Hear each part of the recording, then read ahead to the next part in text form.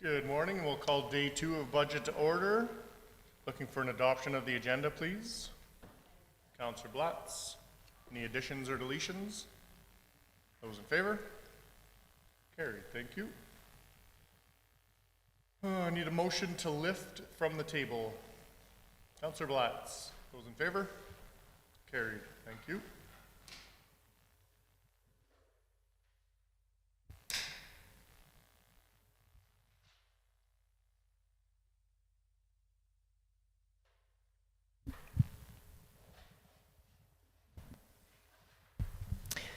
Can we put the spreadsheet up? Okay. As promised yesterday, just based on the straw poll from yesterday's deliberations, Finance has calculated what the tax rate would look like if everything is approved that was discussed yesterday. And then we can keep going through, we'll keep tracking this, so as you go through and approve stuff, we can flip back up and have a look at that. And then I think we left off on desktop computer hardware OBC.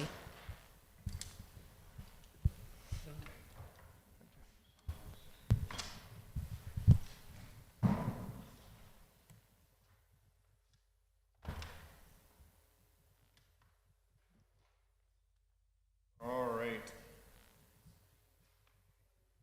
Desktop computer hardware replacement option A.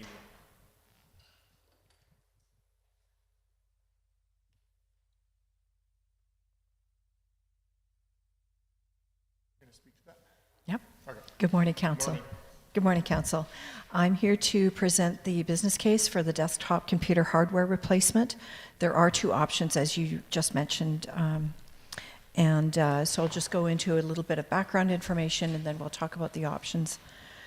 Information technology hardware wasn't considered consistently replaced as required in the past, and current operating system, the OS, will reach its end of life in Q3 2025. IT will implement a 4-year replacement schedule to ensure all workstations are up to date. The last large computer order was in 2018, with some 2013 models still in use. To mitigate security risks from an unsupported operating system, aging hardware should be replaced in 2025. The IT team manages all desktop hardware for the City of Wetaskiwin, including 92 desktops, 23 laptops, and 8 tablets. The City also provides 20 computers for the library. Many devices run Windows 10, which will lose support after Q3 2025, and 60% of the current hardware can't be upgraded to Windows 11. Extending hardware replacement over multiple years increases workload for procurement, imaging, software, and deployment. The recommended options include option A, to replace all desktop hardware in 2025, leveraging bulk purchasing and ensuring compliance with security standards. Or option B, replace only the non-upgradable hardware, but this may strain IT resources and affect operations due to hardware compatibility issues. Information System recommends option A to update aging infrastructure and leverage cost benefits from a single purchase.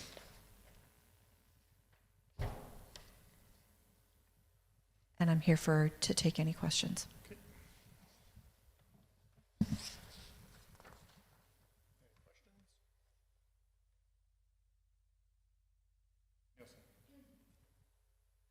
Thank you. Through the chair to administration. In either of these options, who is ultimately responsible for imaging and specific software downloads, et cetera? Is that the tech department? Through the chair to council, the work that's involved in preparing this hardware for use will be done internally through the IT department. And there's no requirement for additional wiring or things of that nature? Through the chair to council, if there are requirements for additional wiring, those activities will be completed at that time as well. Thank you. Councillor Elliott? Thank you, Mr. Mayor. Through to administration. There's no trade-in value, right? We would just dispose of them or give them away or something of the used computers? Through the chair to council, It's possible that the hardware may have some kind of value. It's very difficult to determine that. Usually technology, once it's older, has less value. There are recycle programs available, and we can explore that. Okay. No, I was just thinking of some people who don't have computers that Yeah. once we clean them up, maybe we could give them to them or something, and at least they'd have access to a computer. So Yes. anyway, there's no money that would come back to us, though. Through the chair to council, I don't anticipate any funding from selling old computers. And just a point, with Windows 10 support ending in October 2025, anyone who continues to use Windows 10 will not have any support available from Microsoft. So no patches, no updates, no new security updates. So if we were to sell or give away a computer with that technology to somebody else who doesn't have a computer, sadly, they wouldn't have any access to any of that. Okay. Thank you. Thank you, Mr. Mayor. Councillor Aberley? Thank you, Mayor Gandam. Through the chair to administration,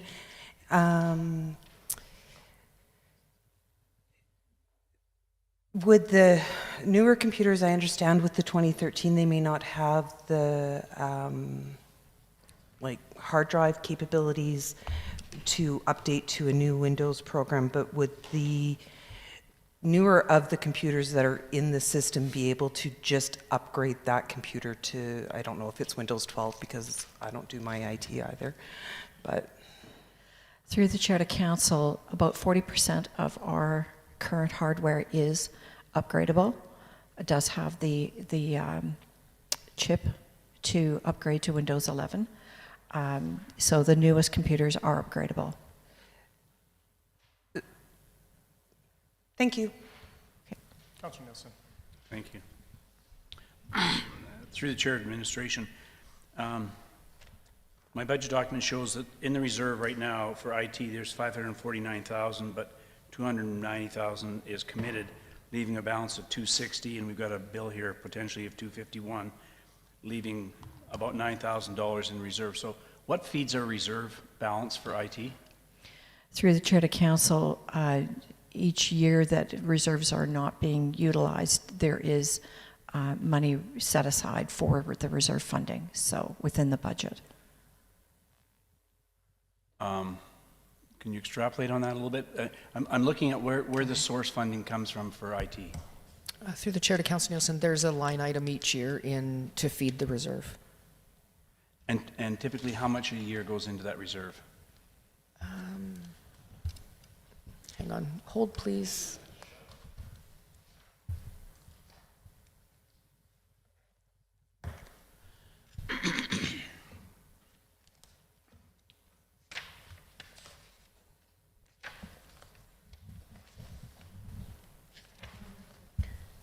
$143,000. Thank you. Is it possible, following up on Councillor Aberley's question, would it be possible then to upgrade 20 of our best computers and give those to the library, and then source new equipment for the rest of the city? And what kind of savings would that generate from this 251? Through the chair to council, it could be possible. We could look into that. At the end of the day, there will still be required to be, the purchase will still be required for the 60% of our hardware that is not compatible to Windows 11. Right? Yeah. No, and that's what I'm saying, purchase new, except for the best that we have, which we'd be upgrading and giving to the library. So we wouldn't be buying 20 new computers for the library. Through the chair to council, if the library's computers already have the chip within them, they would not be replaced. They would be upgraded.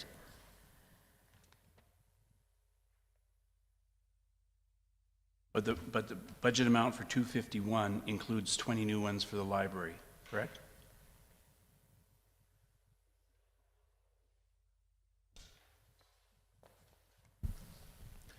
Through the chair to Councillor Nielsen, I wonder if an acceptable process for this could be that the budget gets approved to a maximum of this, but with the direction that if there is any opportunity to save and refurbish, that we take advantage of those.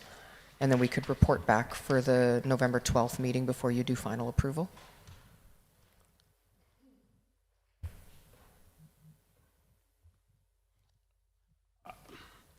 I don't have a problem upgrading city system computers and hardware.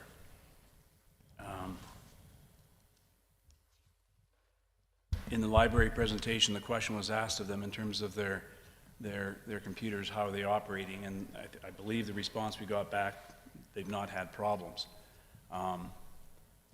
So as I say, I'd want to approve up to 251. I'd like to approve what we need for the city and then examine the 20 computers for the library as a separate issue then. Through the chair to Councillor Nielsen, I think we could do that and just remove those numbers, and then if there is a problem with the library because it is reserve funded, we could come back at any point during the year to request those if needed. Okay, thank you. Councillor Elliott? Thank you, Mr. Mayor. Through to Councillor Nielsen, the computers for the library are part of the agreement that the city has with the library, so I don't know why we would want our library to have a lesser type of computer, especially if Windows 10 is not going to be acceptable after Q3 next year. I would think that I don't know why we wouldn't upgrade everything and have everybody all working out of the same, off the same computers, just to make sure that, I mean, we're gonna upgrade the website probably, and we want our staff to be as current as possible with everything that's going on. I don't know why we'd want the library left behind. Thank you. May I respond? I guess from my perspective that the demands on city facility computers, I believe, are quite different than the demands on the library in terms of usage and how it's used. We're running a multitude of different programming, and I'm not convinced that would be the same at the library. And I would agree with you that I don't see us giving the library a bunch of computers with Windows 10 on them if they're already antiquated. But what I heard was that they can upgrade the computers to Windows 12 or 14 or whatever the magic number is and still provide appropriate and adequate equipment for the library. But I'm not a technician. Me neither. May I respond that the fact is the library has had to schedule the use of computers and limit the time because there are so many people requesting the use of computers. There are a number of people in our community who don't have computers, and that is their access to materials that they require. So that if you check with the library, you'll find that their schedule is full every day. Thank you. But we're not talking about adding computers, we're talking about replacing 20. So the number of computers they would get would be exactly the same, so there'd still be a lineup for the use of the computers, whether they were brand new or whether they were refurbished. You were but your comment was that they're not used as much as the city uses them. Different use. Yeah. Thank you. Councillor Amberley? Thank you. Through the chair, probably to Richard, but Shelley might be able to answer. And that wasn't meant to be disrespectful. That came out weird at 9 o'clock in the morning.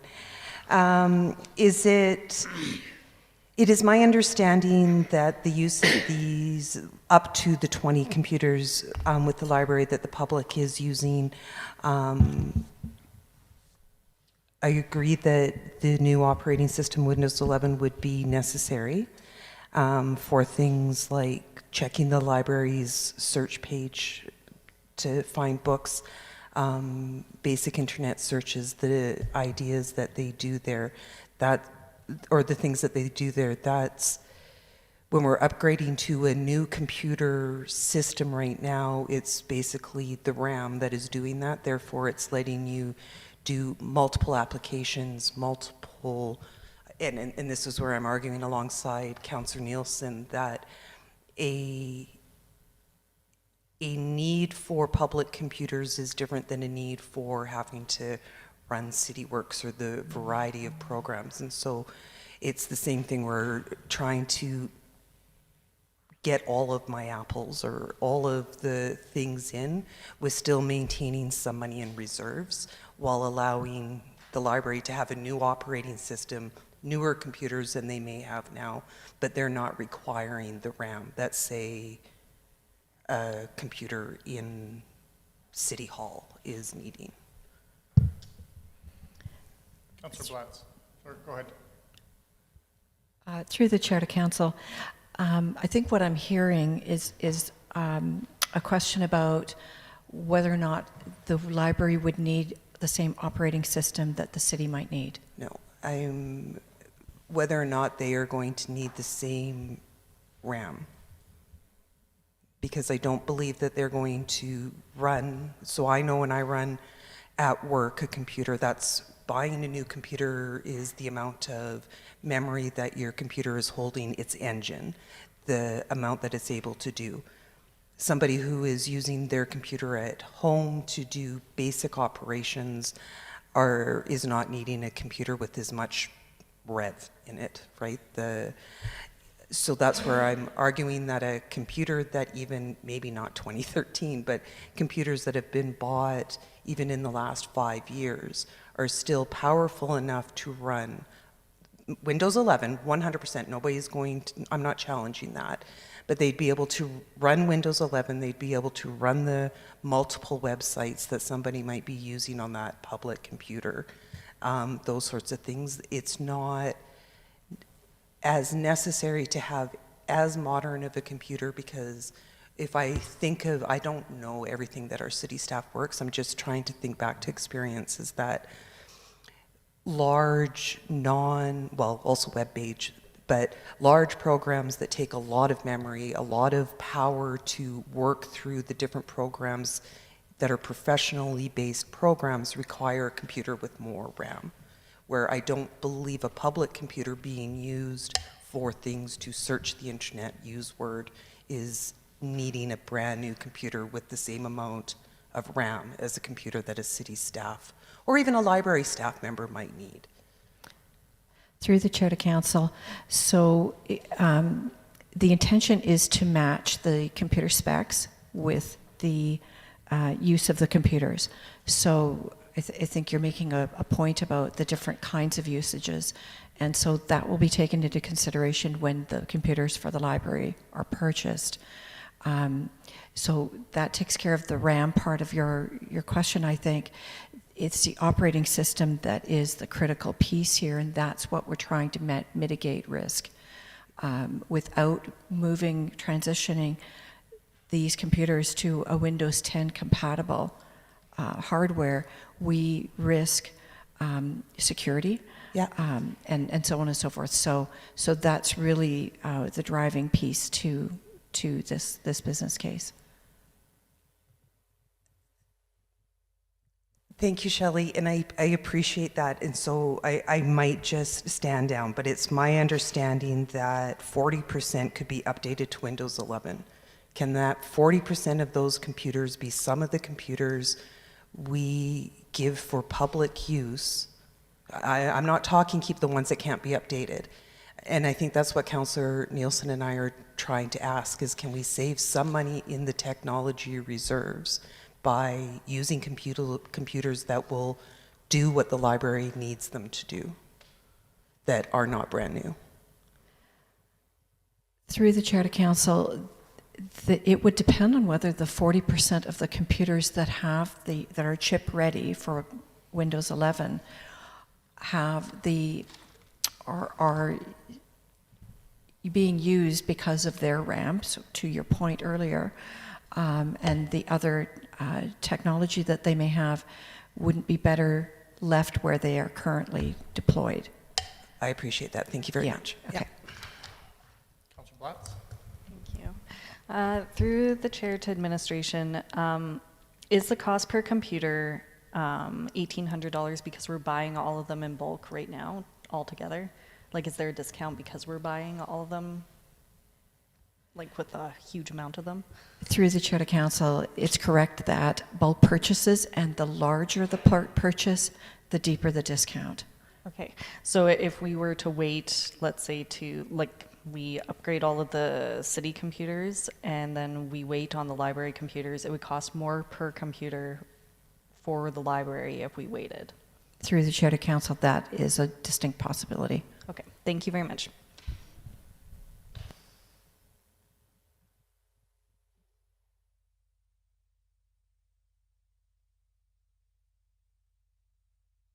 Want to wait and see if they can upgrade and use those computers, or are we approving?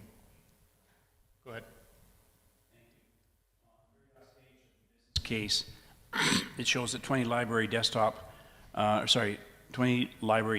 computers would cost approximately $36,000. I would like to see us take $36,000 out of this $251,000. Works out to $215,000, and vote on that and hopefully get new computers for city operations, and that would give administration time to go back and do the homework you've talked about, Mr. Mayor, and knowing that there's still money in reserves, come back with an update for us on what it would cost to refurbish and replace the 20 at the library. I think Sue just offered the same thing without taking it out of it, just having it come back and say, listen, this is what your options are when we approve the overall budget. So you know what you're approving before you approve it at the November 12th meeting.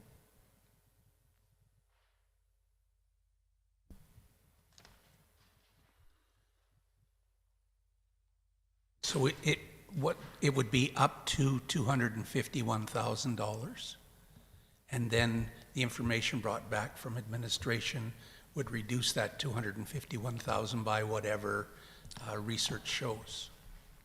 That's what I hear. And Yeah, I hear the same. okay, I'm just not sure I buy it, that's all. well, it's exactly what you're saying. Yeah, so It's if up to 251, and then if the library comes back that they can upgrade the library computers for $20,000, then we've saved $16,000. right, and all I'd like to do is, I don't want to commit 251,000, I want to commit 215,000, and then hear what the additional cost will be after the All right, fact. so Yeah. that's fine. Okay, so yay or nay on Councillor Nielsen's proposal? Okay, so I would propose that we have administration bring back what our options are, up to $251,000, with the understanding that our hope is that we can upgrade those 20 computers for the library, or as many as we can, to save out of that $251,000 reserve. Any more discussion on that? Yay or nay on that? Councillor Blatz lost her nay vote.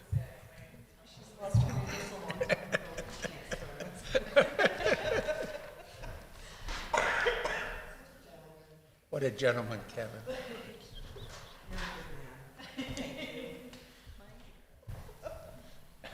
I could have thrown you one.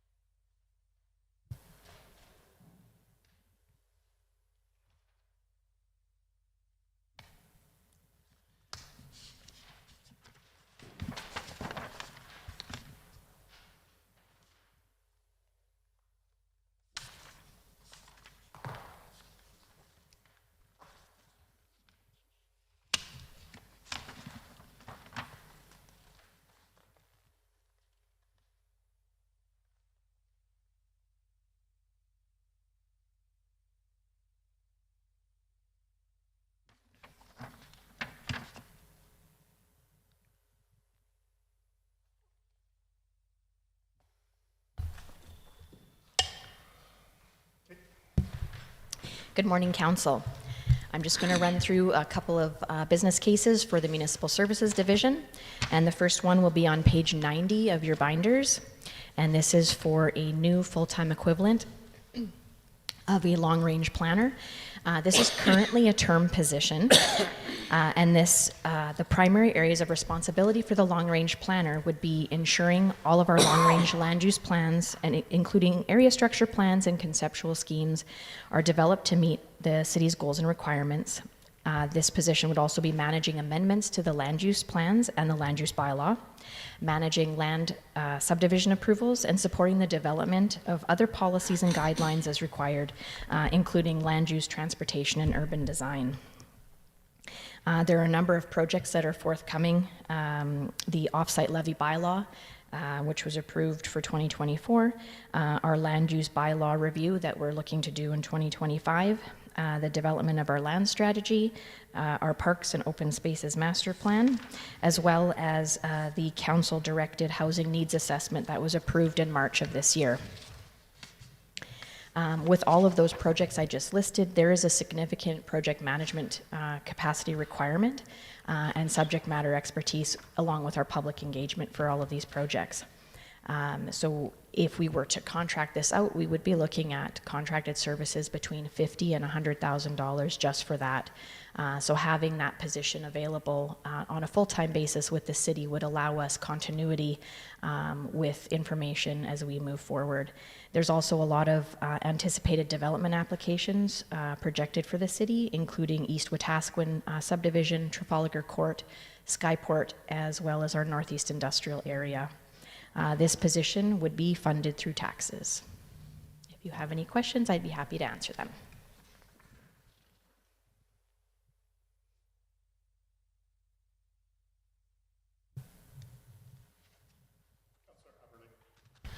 Thank you, Mayor Gandam. Through the chair to administration.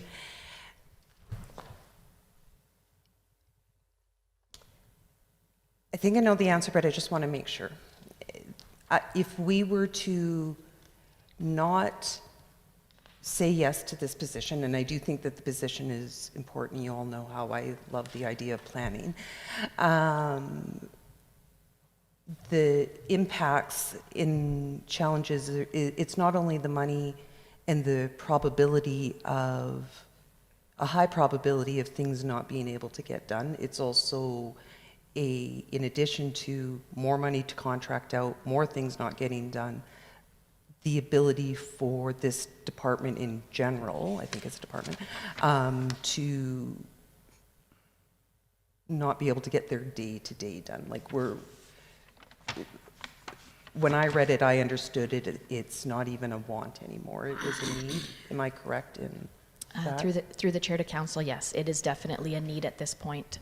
This department is very busy, has been over the last year or so, and had we not had our term position, there would be a lot of projects that would not have gotten done, like our municipal development plan. Thank you.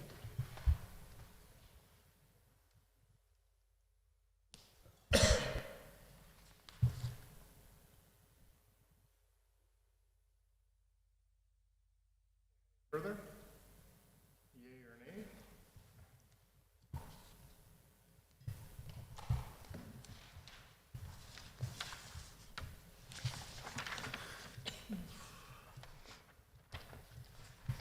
Our next business case on page 93 is the greenhouse gas reduction opportunities. So this is a request for funding for the assessment of the implementation of an active landfill gas control system and installation of methane oxidation biocover at the landfill. So in 2018, Alberta Environment and Protected Areas made significant regulatory changes regarding climate change and how to further reduce greenhouse gas emissions, which increased the level of reporting that was required. So in 2023, for a reporting period for our landfill, the total direct emissions reported was 10,685 tons of greenhouse gas, which means that the threshold of 10,000 we were over that, which means that we are now required to report our emissions to Alberta Environment and Protected Areas. And so the majority of our landfill gas greenhouse gas emissions are classified in the waste emissions category. So potential opportunities that we have to reduce those emissions are installation of that methane oxidation biocover, implementation of an active landfill gas control system, and increased diversion of our organic waste materials, which we've started doing in May of this year. So this project is a requirement from the Alberta government now because we're over that threshold of 10,000 tons of greenhouse gas. So this project will be coming through, we're proposing it to come from the landfill reserve. If you have any questions, I'd be happy to answer them.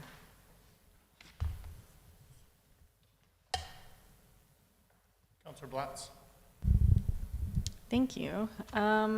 Love the project. I'm really excited about this. My only question is that when we had the spreadsheet come up on the screen, it said that it was coming from the solid waste and recycling reserve, and then you just said that it's coming from the landfill reserve. So which reserve is it coming from? Through the chair to council, it should be coming from the landfill reserve. That was just an error on the spreadsheet. Okay, thank you, because yeah, I was going to say I would prefer to see it come from the landfill reserve, but thank you.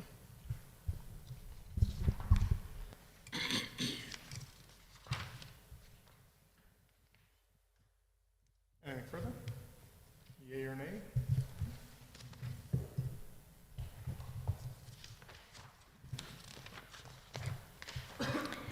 Okay, the next business case is on page 96, and it's for the landfill scale software. So basically, the proprietor of the landfill scale software that we are using now, they are retiring and ending their business operations as of July 31st, 2025.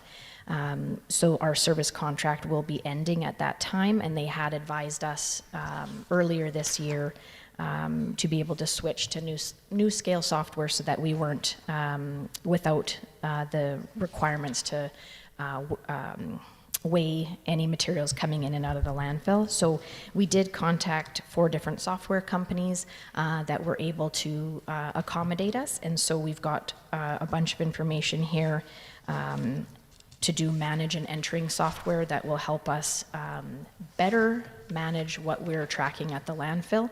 And so this, again, would be coming from our landfill reserve. If you have any questions, I can answer them for you. Councillor Aberley. Thank you, Mayor Gandam. Through the chair to administration, Kathy, when it says that the year 2 and ongoing, there's money coming from taxes, is there currently a tax? Like, is there currently money in current tax? Oh my gosh, I'm really sorry. Too much sleep this time.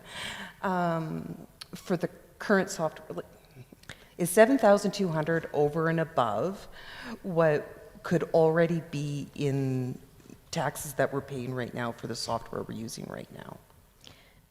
Through the chair to council, that actually should not say taxes. That comes from the waste fees that we collect from ratepayers. So it's actually not, there's no tax impact at all for this. It would be coming out of the waste fees that we collect. Thank you very much. Blatz. I didn't have my hand up. Anything further? Yay or nay?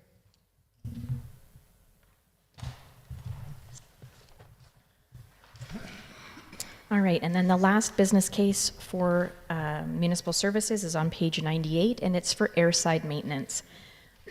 So in 2024, we have updated and upgraded all of our, in 2021, we upgraded our airfield lighting, and then in 2024, we have our airfield lighted signs, that project that we just completed. And so when that project, before that project started and the budget was, or the tender had gone out, since then the prices have gone up quite a lot. And so our current operating budget does not have enough funding in it to purchase electrical parts. And so this would be an ongoing annual expense of about $8,000 just to replace any sort of airfield electrical components. And if you have any questions, I will be happy to answer them.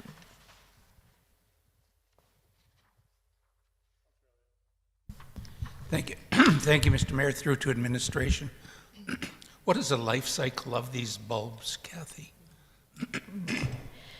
Through the chair to council, that is a great question that I don't have an answer for right now, but I can certainly get that for you. Well, I was just wondering, like, is it once a year, once every 3 years, once every 5 years? I don't know. Thank you. Thank you, Mr. Mayor.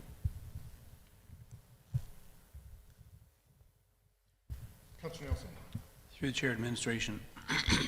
The information here presents that without the lighting, the possibility of keeping the runway operating at night would be jeopardized. Do we know what kind of night traffic we have? Through the chair to council, I don't have those numbers on hand, but I can check with our airport manager. And if we chose to go to no nighttime flying because of numbers don't warrant it, and I'm not saying it is or it isn't, does that compromise our certification at the airport? Through the chair to council, that would have an effect on our certification, and that would also not allow us medevac flights to land at our airport anymore. And would you happen to know how many medevac flights we might have? Through the chair to council, I can find that out. Please and thank you. Anything further? Yea or nay? Thank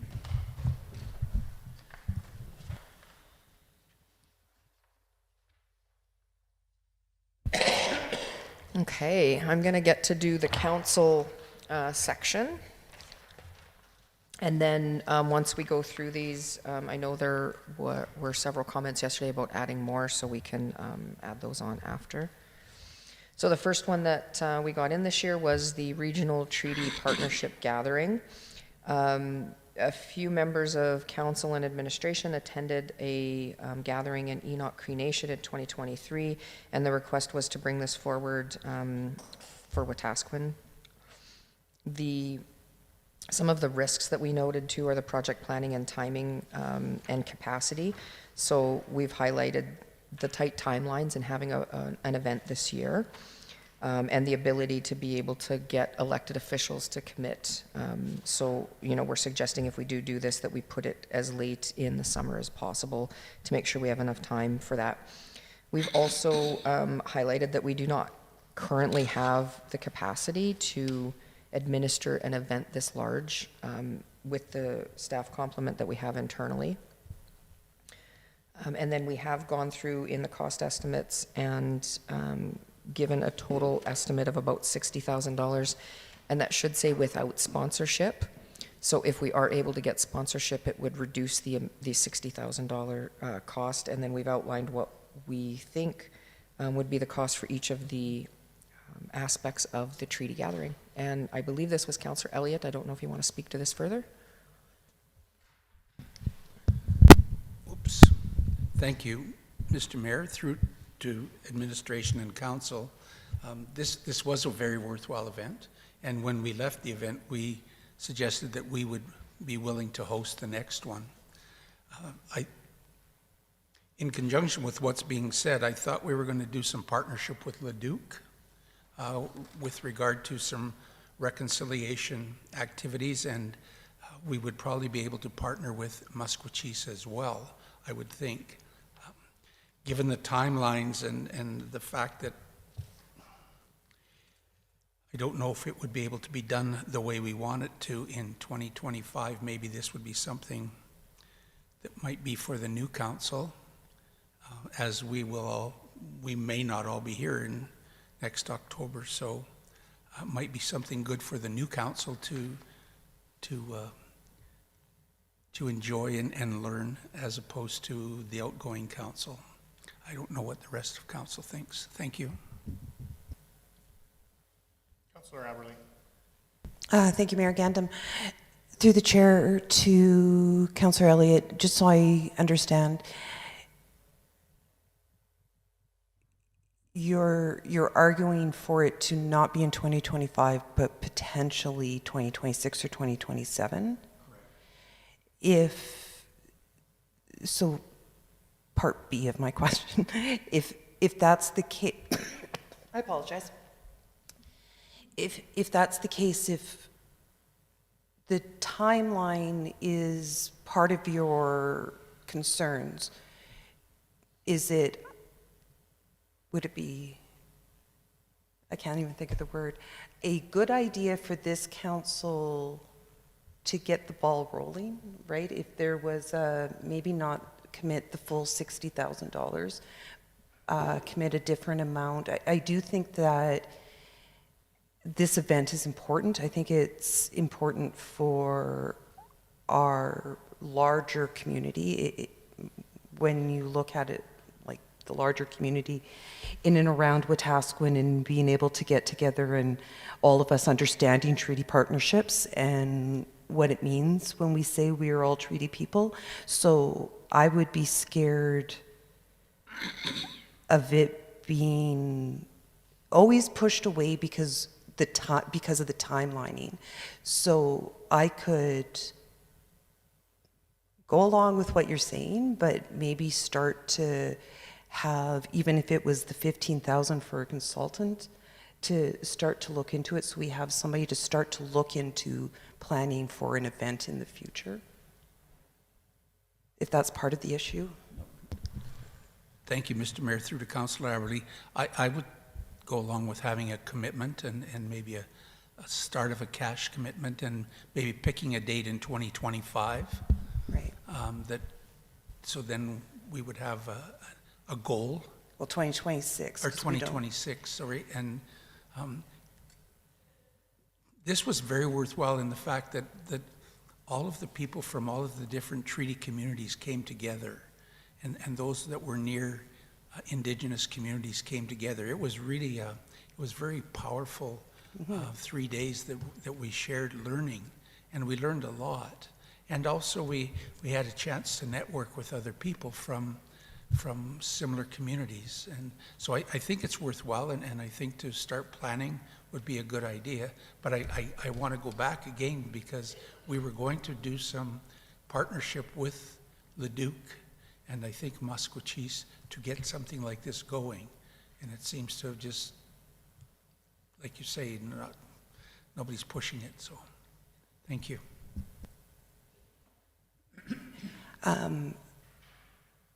If I may, because whether this is a committee is counter with up to $15,000 to hire a consultant to work with our neighbors for a potential gathering. And I would like to suggest Bobtail Day, which I believe is September 26th, but I always get whether it's the 24th or the 26th, which is the day that Chief Bobtail signed Treaty 6 on behalf of the Musqueam Cree in 2026.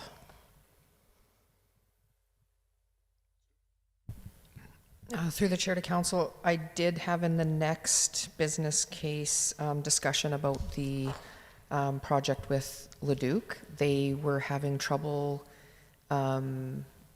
actually finding somebody to do this, and my understanding and speaking with the city manager last week was that they are not going to be. So that is $100,000 that could come back in to make some decisions either for this business case or the next one as well.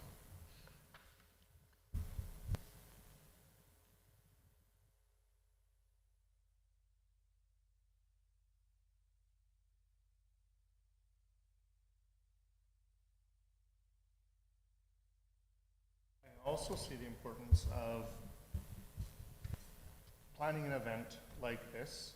I don't like the idea of committing funds for another council to have to continue on if that's not their wish, or if they didn't choose to continue on with it, it was $15,000 spent on something that didn't happen. So if the thought was to carry it over to 2026, and the business case can carry over to next fall's budget or next winter's budget, for them to have that opportunity to discuss, I would not want to allocate funds to that without understanding. I think that if this council wanted to pursue this, they could start doing some of the legwork themselves in terms of developing relationships, building partnerships, finding out what financial contributions other municipalities would be willing to make, as well as possibly some sponsorship without spending any money.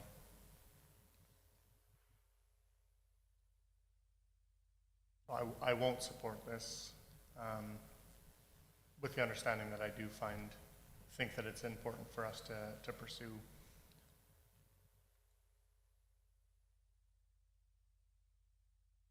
Anything further? Yay or nay?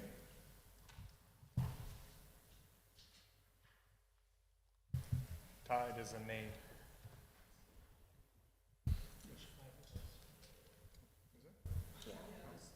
Do that again, sorry. Sorry. I'm all by myself over here. Okay, the next one is the anti-racism, equity, and inclusion. This was brought up by a couple of councillors to be brought forward as part of this budget discussion. The bottom line there's a lot of information in here, but the bottom line is that we cannot do this project without a dedicated resource. Again, we could repurpose the Indigenous Relations 2-year commitment of $100,000 that council committed last year to either hire someone to get this started or hire contractual people until this could become a permanent full-time position. Either way, using the money that's already approved would not be a permanent solution, so just keep that in mind. If this is something that council wants to go forward with, we would be looking at certainly another FTE. And I know a few of you put this forward. I don't know if you want to speak to some of this or not, but. Go ahead.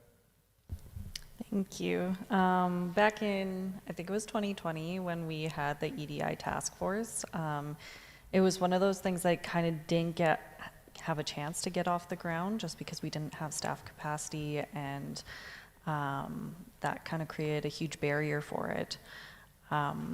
It was one of those task force, though, that did bring together a huge variety of people in the community. We had seniors, we had people with various disabilities, we had people from different racial backgrounds, different sexualities, that all came together and kind of talked about the things that meant the most to them in our community and what would make our community a more welcoming place for those people.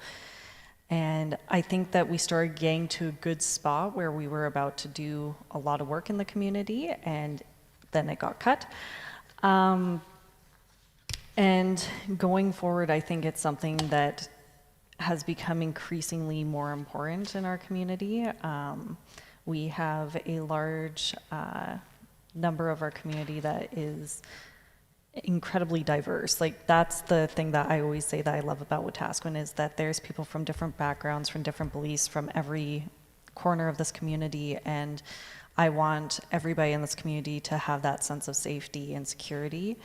And I think it goes beyond what we usually think of for safety and security in our community, and I think that having a dedicated task force is one of those things that can help encourage that feeling of belonging. But I want it done right, and I think that that's kind of what this business case speaks to, is that if you're going to do something, do it right and do it in a way that's going to be sustainable for years to come.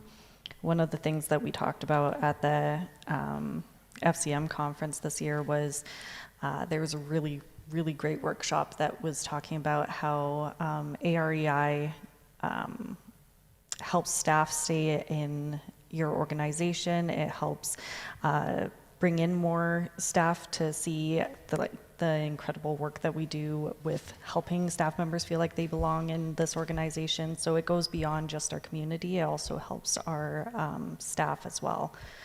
So to me, this is something that I am very passionate about.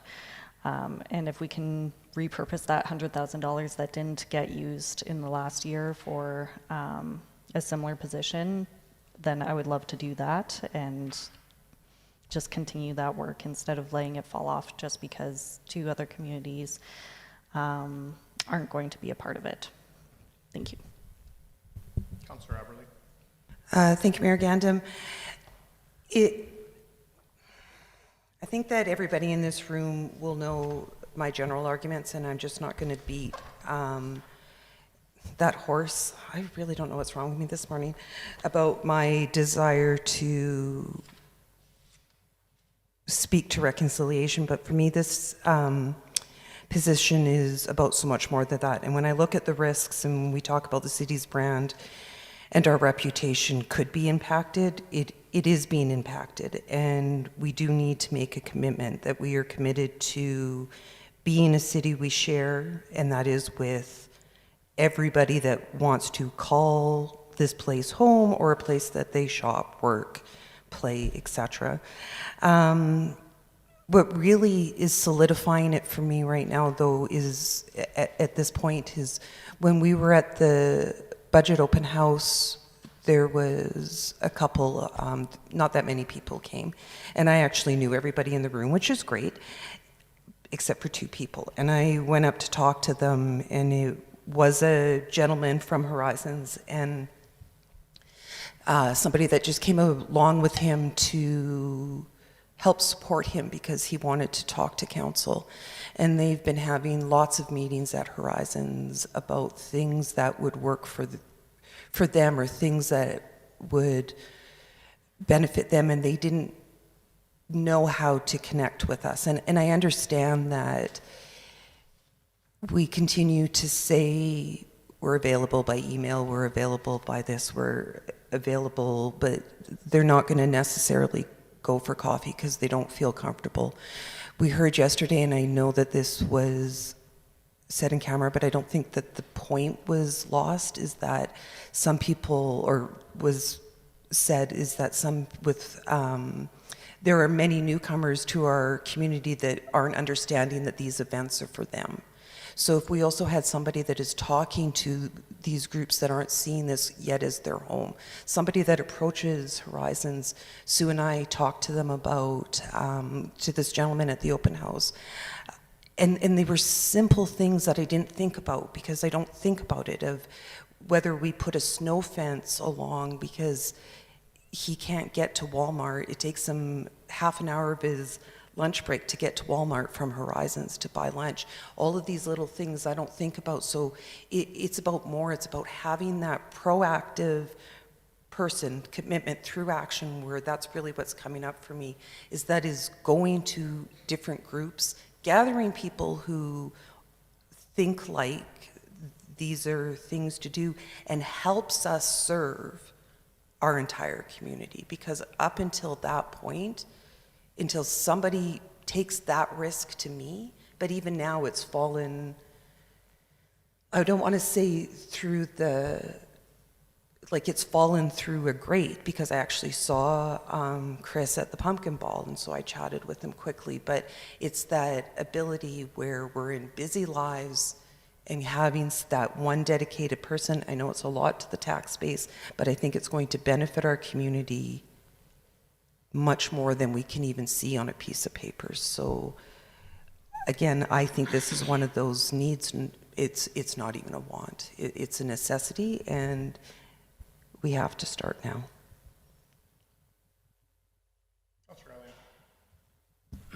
Thank you, Mr. Mayor. The Community Safety and Wellbeing Committee is still working, and at our last meeting, it was Inspector Spans was talking about hiring a coordinator for community safety and well-being. I can see these 2 positions melding very well. A lot of what is in here came out in the community safety well-being strategy. And I think if we're going to have to hire somebody eventually. So I don't know if these 2 could be a coordinated position, because the community safety well-being takes in a lot of these aspects that are listed here. So I don't know. I'm just suggesting that maybe once community safety and well-being committee decides what they would like to do and whether they're going to hire and how they're going to hire somebody, if that would be able to be reflected in a position like this as well. Thank you. Councillor Allen. Through the chair to Councillor Elliott, I appreciate everything you said, and so I just want to make sure before I make a comment, are you saying wait until the Community and Wellbeing Committee does something to see if they're already going to do this?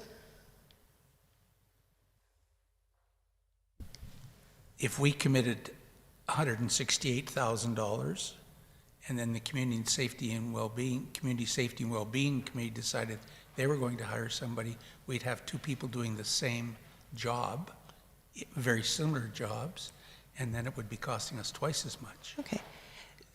Thank you. So to that, I'm not prepared to wait for somebody else to do this.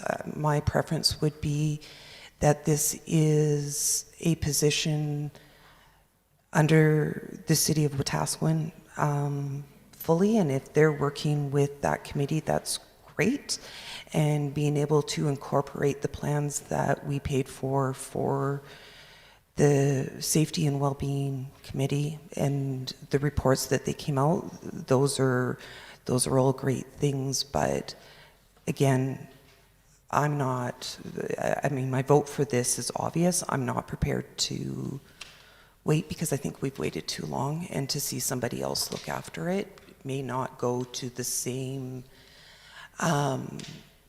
desires that we do or wish as a council, or the future council is.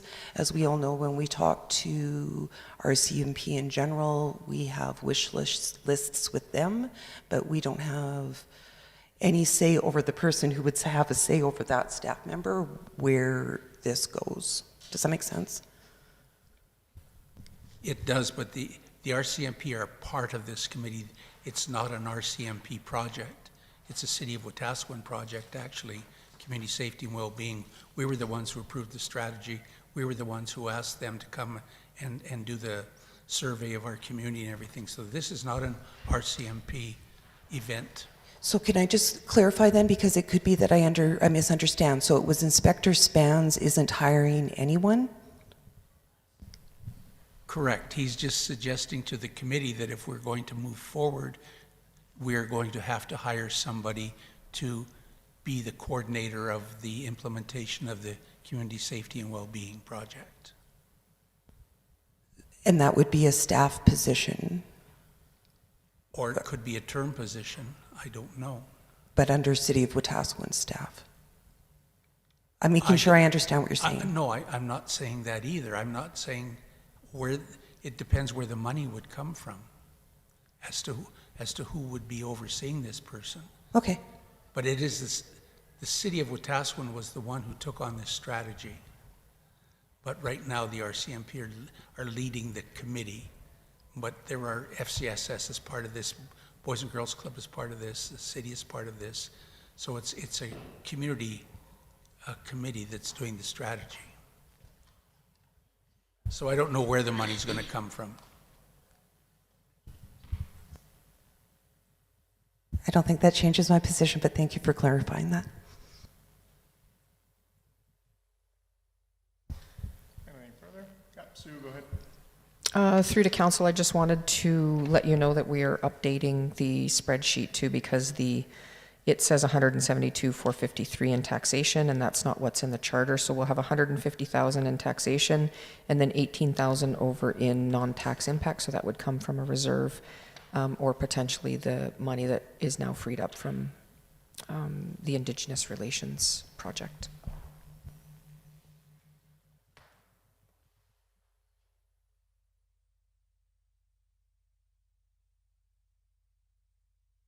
Sorry, Rachel, it should say 150 for tax and then 18,000 for non-tax.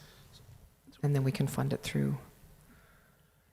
Mr. Mayor, could I just clarify? So on our screen right now, it's got the 2025 operating business cases, and it's got a potential tax increase of 4.24%. Does that include up to where we are right now with what we've approved? and then we still have some other cases that we're going to deal with? Correct, but that's just the current OBCs, so the total tax rate would be 10.12 because the base is 5.88. Yes. And then the OBCs that you've discussed and voted on currently up to date are 4.24, but there are still more OBCs to review. Right, so, Yeah. so when we, okay. Thank you.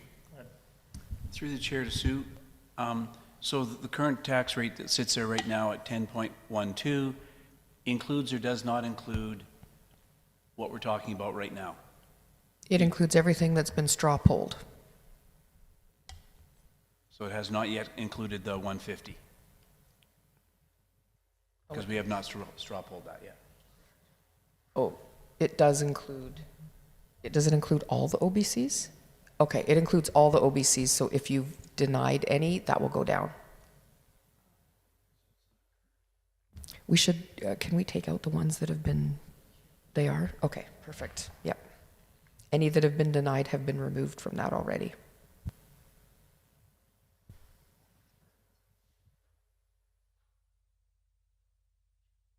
So I just need to clarify some more.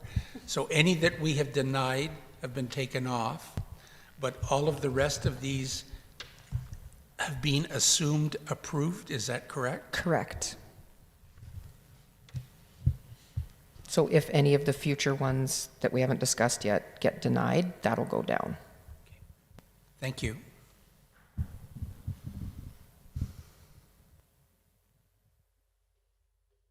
Yep, go ahead. Thank you. Through the chair to Sue. So if we took that $100,000 from the previously approved position, then realistically it would be $50,000 that would be coming from this year, or would that not be what you're trying to say? Through the chair to Councillor Platts, that would not work because if we're hiring an FTE, it has to be in the tax base. We could use that previously approved money for any other things that are coming from a reserve or a grant, but not for an FTE. Okay, perfect. Thank you.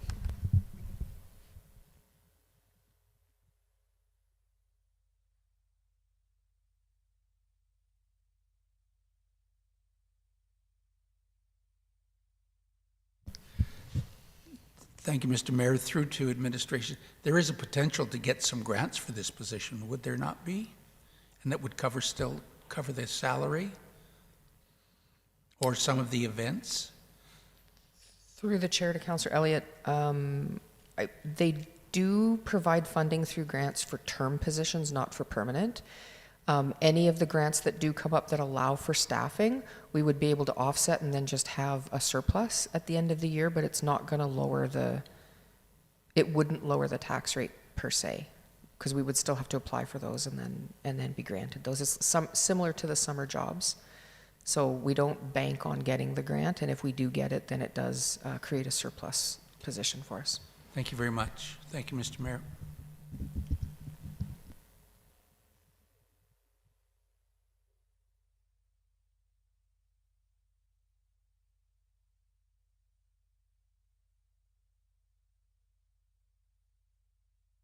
Okay. Anything further? Yay or nay? Carried. Okay, the next operating business case is council remuneration. This was brought forward by a member of council to look at. We did follow the same comparator communities that we use for our employees, and it was found that you were below the average. We also included per diems, although that is not covered in the costs here. A lot of information in there about the other communities, but to align your base salary with your comparator communities, we would be looking at $32,106 added to the tax base, just to get you equivalent to the comparator communities. So you are behind from those other communities, and I'd be happy to answer any other questions you have, or maybe Shelley will.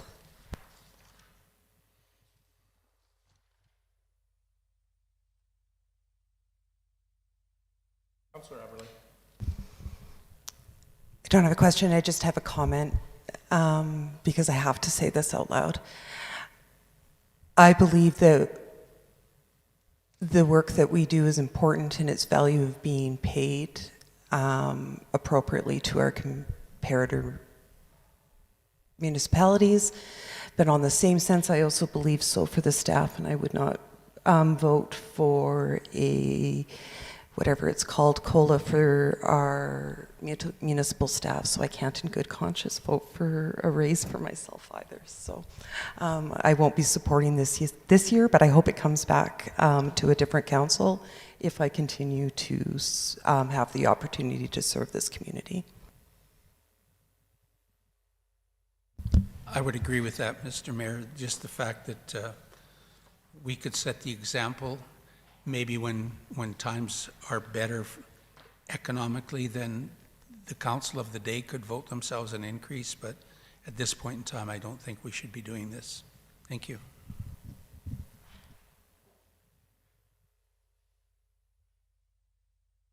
Any further? Yea or nay?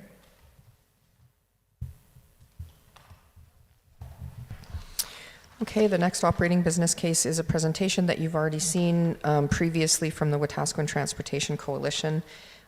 They are asking for $210,000, and it's my understanding that they would like this to continue in order to provide this transportation to the community members on an ongoing basis, so we do have that as part of the taxation. Just a reminder to council, when council did decide to eliminate this level of service, the municipality was paying $350,000 net to the budget. I'd be happy to answer any questions you have.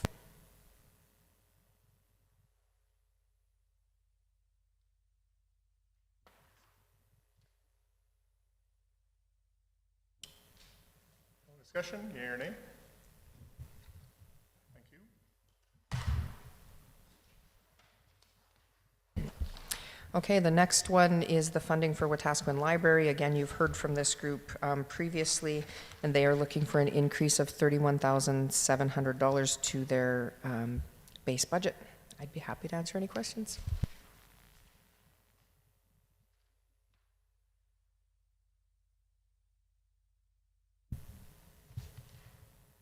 Mr. Mayor, I would like to speak to that. At this point in time, the library administration is having some challenges staffing on a regular basis, and if there's illness and some holidays and those things taken into consideration, plus the safety factor of not having anybody working by themselves. There have been some safety and security issues at the library, and they seem to be somewhat ongoing. Last weekend, the shed behind the library was broken into. Again, I don't remember how many times that is now. And they have put in calls for service to our CPO and our CMP because of some of the incidents that are happening in the library. The library is a safe place, but I'd just like to make sure that it's kept safe and that the staff feel safe in their jobs. Thank you. Thank you, Mayor Gandam. Through the chair, to council and maybe to Kevin, it's just, if I can remember correctly, the presentation, it was one of the reasons that they're having staffing issues is because there were so many part-time, so they actually would require money to bring in another full-time position there because that's more stable for them. Was I correct? Through the chair to council, I think as Councillor Elliott stated that they're looking for more stability within their staffing, and so whether that means part-time or full-time, I don't recall, but it's just for more staffing opportunities.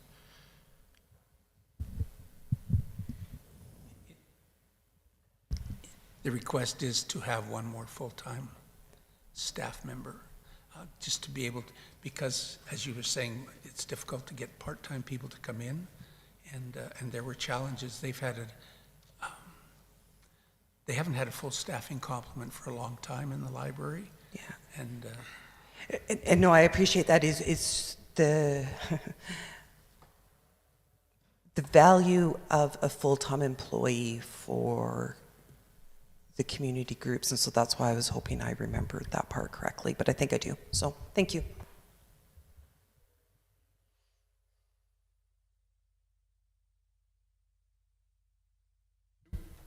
Sorry, just before you do vote on this, we're just double checking because the project or the operating business case says 31.7, but the spreadsheet says 37,000.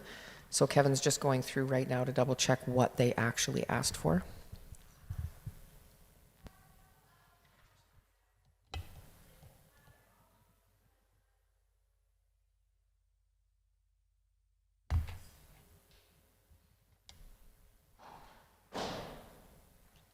While he checks, could I have a motion to go in closed session, please? Councillor Blatz, those in favor? Thank you.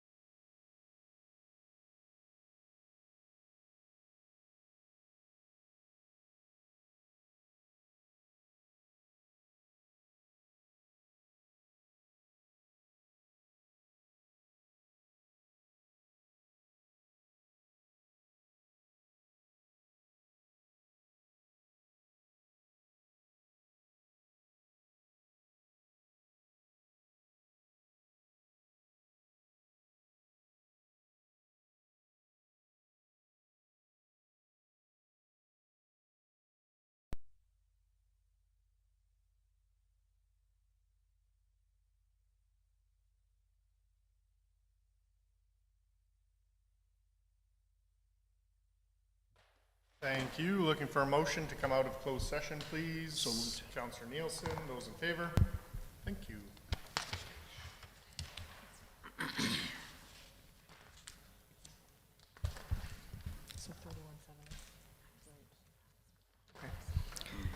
All right. Through the chair to council, Kevin did double check. It is 31.7 as shown in the OBC, so the spreadsheet has been reduced to match that. Thank you.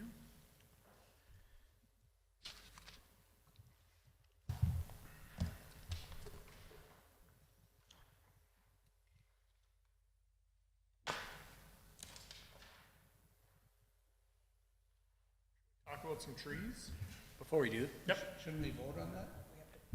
On what? In the library. Didn't we already? Oh, I'm sorry. We didn't have the number right. Oh, gotcha. I'm sorry. Thank you. trees.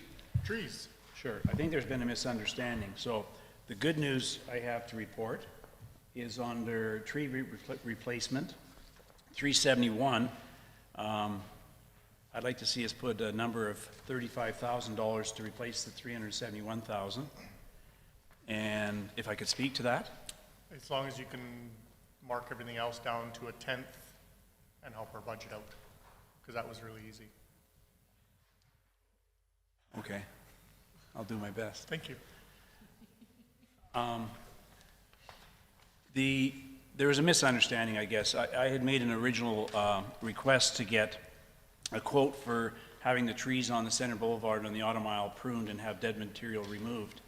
And having an arborist in my yard a week or so ago, I asked what it would cost to trim a tree if they had to set up barricades on a busy street and so forth. And they talked about $300 a tree. And according to administration, we have about 117 trees, I think, are sitting there. So the budget for what would have been pruning the trees is $35,000 as opposed to replacing the trees. Thank you, Mr. Mayor. Okay, so your suggestion would be to allocate $35,000 for tree pruning along 56th Street. Correct. Okay.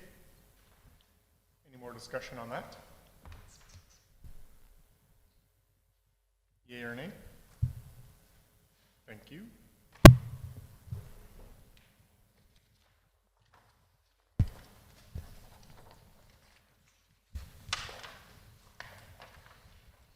That would mean the last one is not required because that was the watering that would be required for tree replacement, so the spreadsheet work is done. And then I know there were additions that councillors wanted to add by name with no OBC attached. So I'd start with the census. So we have money set aside for a census. We chose not to do it because they were going to do a federal one every 4 years, and the province before wouldn't accept a municipal census.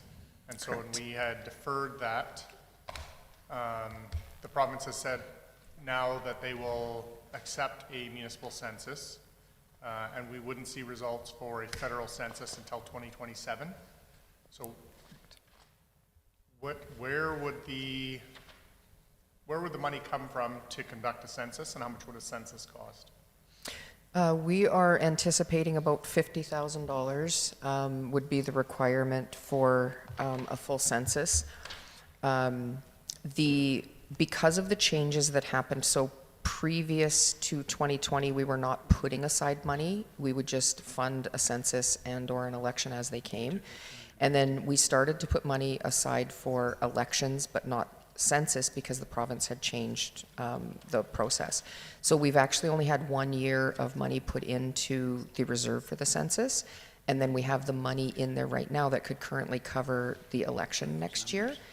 So we would have to look at funding it from a stabilization or contingency Okay. for this round, and then we would have enough money for the next round. Okay.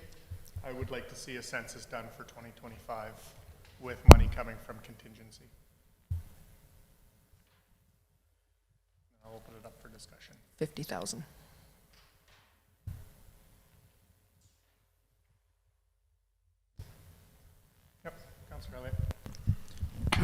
Thank you, Mr. Mayor.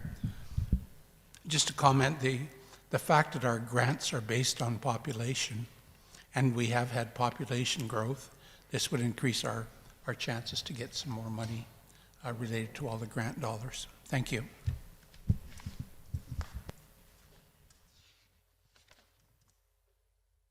Anything further?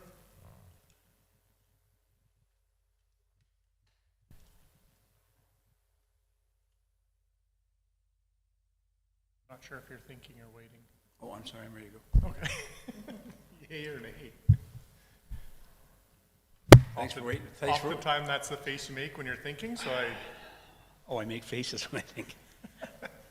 well, clearly you weren't thinking that time, so I think you just make faces. Okay.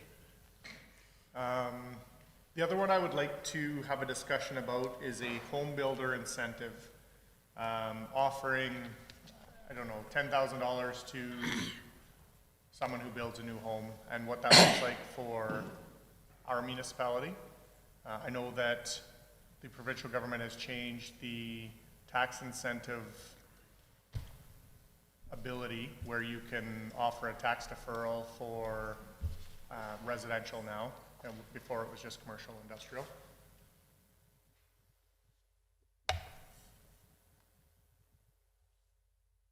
I'll spring that on you and see what you got Sorry, so you're saying $10,000 per per house. house?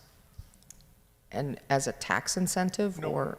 No, as a building incentive, without a tax concession or a tax holiday. Okay, I know that our economic development department didn't, they weren't real keen on a builder incentive, thinking that it wasn't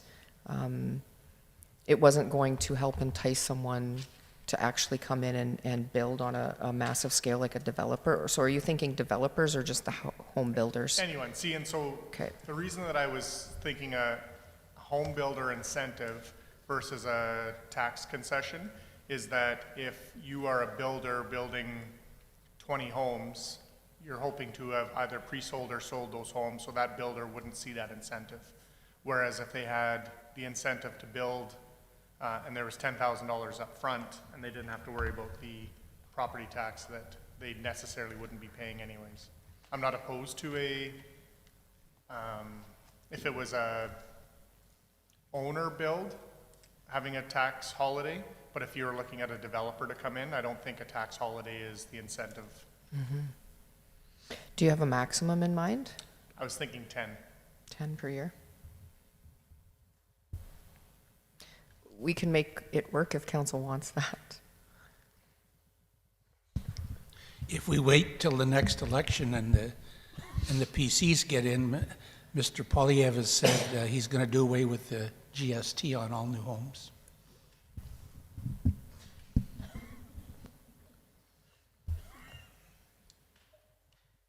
Thanks for that. That was fantastic, thank you. Councillor Nielsen. Thank you. Just a comment, I support the idea wholeheartedly. As administration commented, I don't know what the uptake would be, but to do nothing means we get nothing.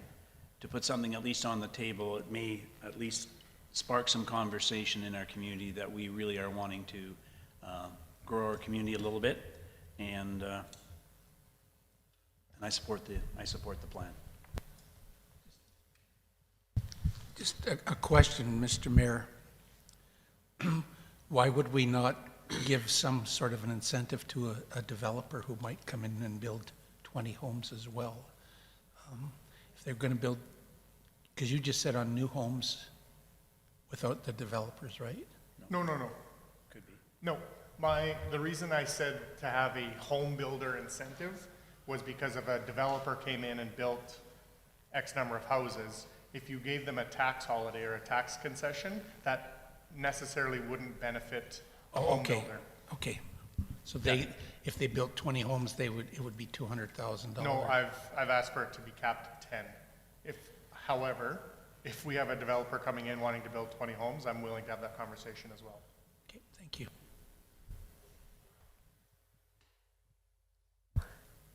I just confirmed with finance that there would be room in the stabilization reserve for this. Okay.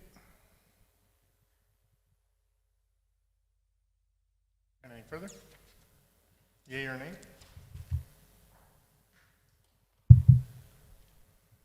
Other OBCs? Councillor Elliott? Go ahead, Councillor Abbott. Thank you, Chair Elliott. Well, she had her hand up first. Thanks, Chair Elliott. Go ahead, Councillor Aberley. So, I would like to see us approve up to $25,000 per year for 5 years for the United Heritage Foundation Festival. And that would be contingent, upon our approval. Sorry, I had a note that I shouldn't read the whole thing. I said this when the festival group was here after their presentation, that weekend in June was the first time in a very long time I had seen people from like our mass community come together. And even as we followed the entire summer through all the events that I attended, I did not see the opportunity again where that number and that diverse of a population came.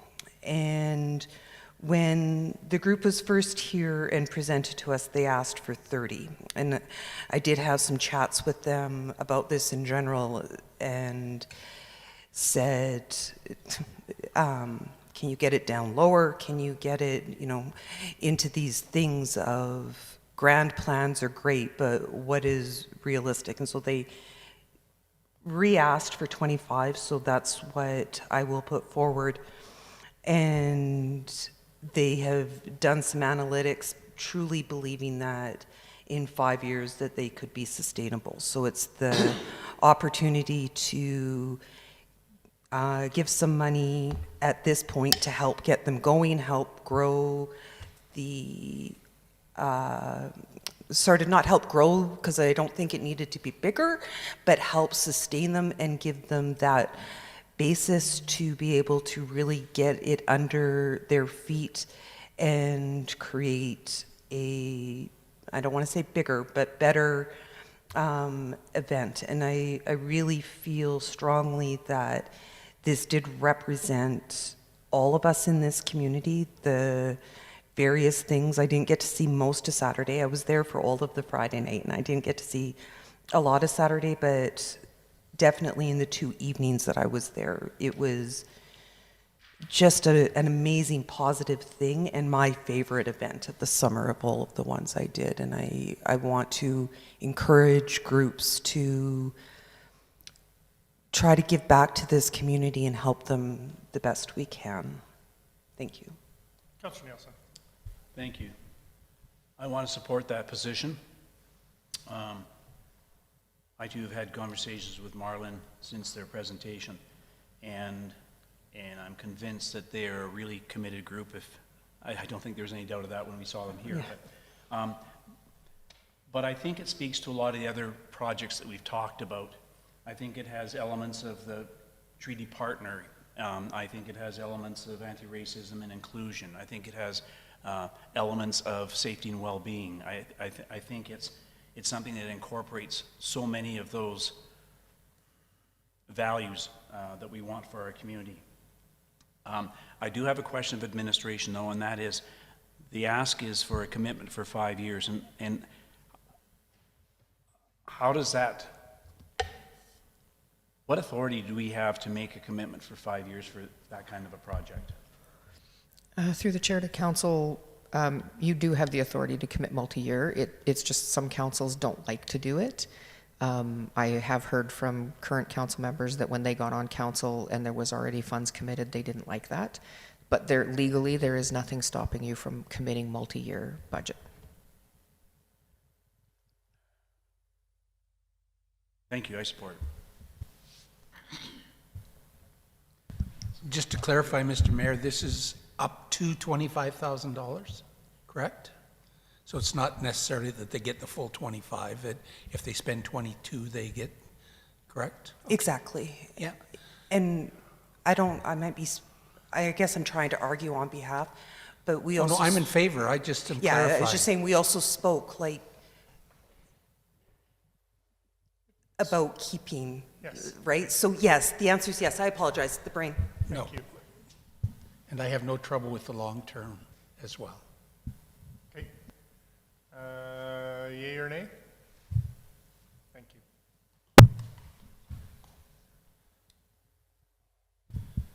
Kevin, how much, sorry, I'm going back a second. How much is a CPO officer, what does that cost us? Through the chair to the chair, as CPO officer, around $138,000 a year. Okay.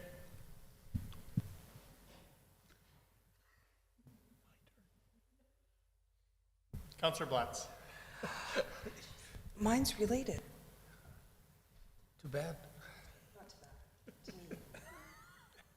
Councillor Blatz. Anyways, You could ask Councillor Elliott where he'd like to go next. I was next. I want to do stars. So we got the stars presentation yesterday, and I think that it's important that we contribute to them in some way, and I think that 19,000 is a very reasonable ask from them for everything that they do for our community and the lives they've saved. For me, I think that we've seen this struggle with our medical system for a while, and I think that a resource as valuable as stars, I would hate to see it go away because of lack of funding. So to me, I wanted to have that conversation. Thank you. Councillor Nielsen. Mine is just a political opinion, but I support the case being brought forward, but it annoys me to great end that because of the value of so many of these things that are so casually dropped from provincial mandates, that it's incumbent upon communities to rally their community and raise taxes to provide a health care service in this province. I will support it begrudgingly, yes, for sure.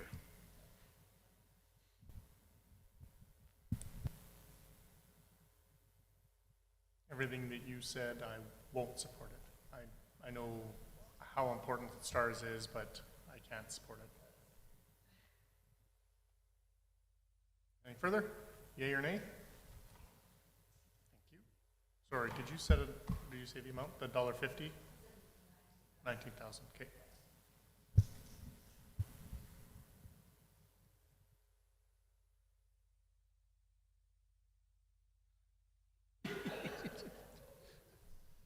Sue, do you have anything? Do you have anything? We did not have any. Okay.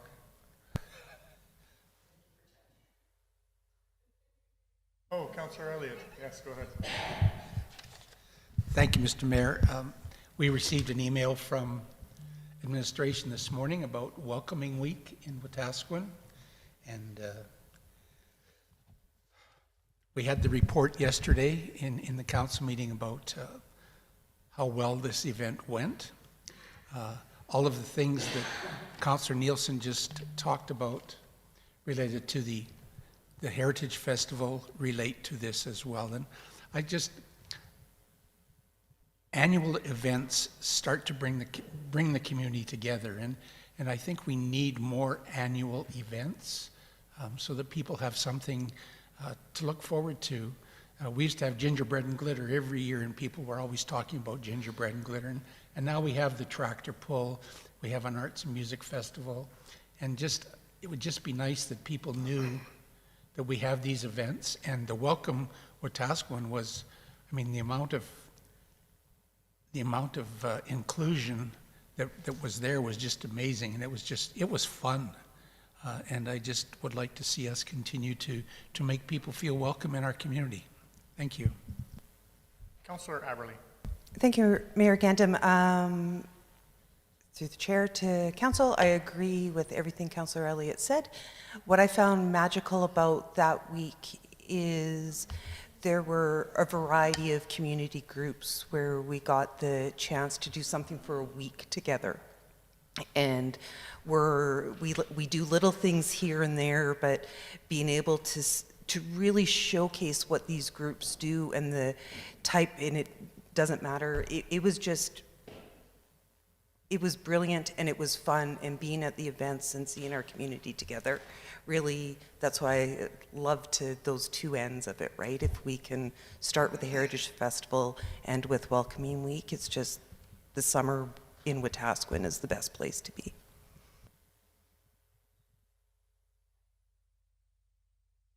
Any further? What was the cost, Councillor Elliott? Pardon me? 25,000, I think? Yes.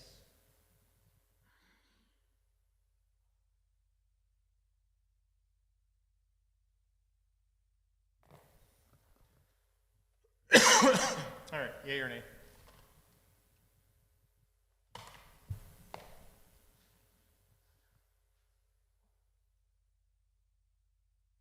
Councillor Haverly. Thank you, Mayor Gandam. Mine's kind of a question through to administration. I would like to make a motion regarding my OBC. Do I wait to do that until we pass in November, until we pass it next week, when I know for sure that that money, would that be best? Yeah, through the chair to Councillor Aberley, that would be, so once final budget is approved, if that OBC is still standing, then it would be appropriate to add the second part of the motion. Thank you. Councillor Blatz. Oh my God, thank you.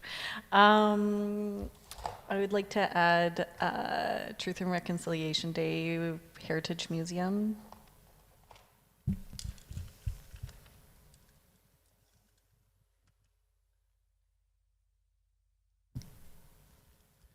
Mr. Mayor, was that not discussed yesterday? Mm-hmm. But we I have discussed to it. leave. We discussed it in committee, and we didn't make any decisions on it, and so we had the opportunity to add it to the budget if we wanted to. Okay, I thought it was on the agenda. In committee of the whole. Okay. Go ahead. Cool, thank you. I've attended Truth and Reconciliation Day or Orange Shirt Day with the Heritage Museum for the past couple of years. This is a really important event, in my opinion, and it's one of those things that really brings together the community, and lots of people attend it. I think it's something that's important, and with the ask of $7,000 for it, to do an event that the city otherwise wouldn't have, I think that to me, it is worthwhile. Okay. Do you want some water? Do you want water?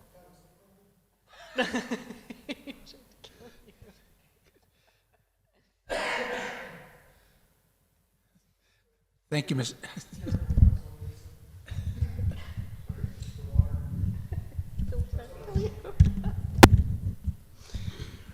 Thank you, Mr. Mayor. Just regarding, I have no problem with celebrating National Day of Truth and Reconciliation. It has been done in the past with the Anglican Church, and I've been there since it started, because we actually brought orange shirts back from an FCM and kind of got that started in Wetaskiwin. Bert Horvey and I did. I just don't see a cost of $7,000.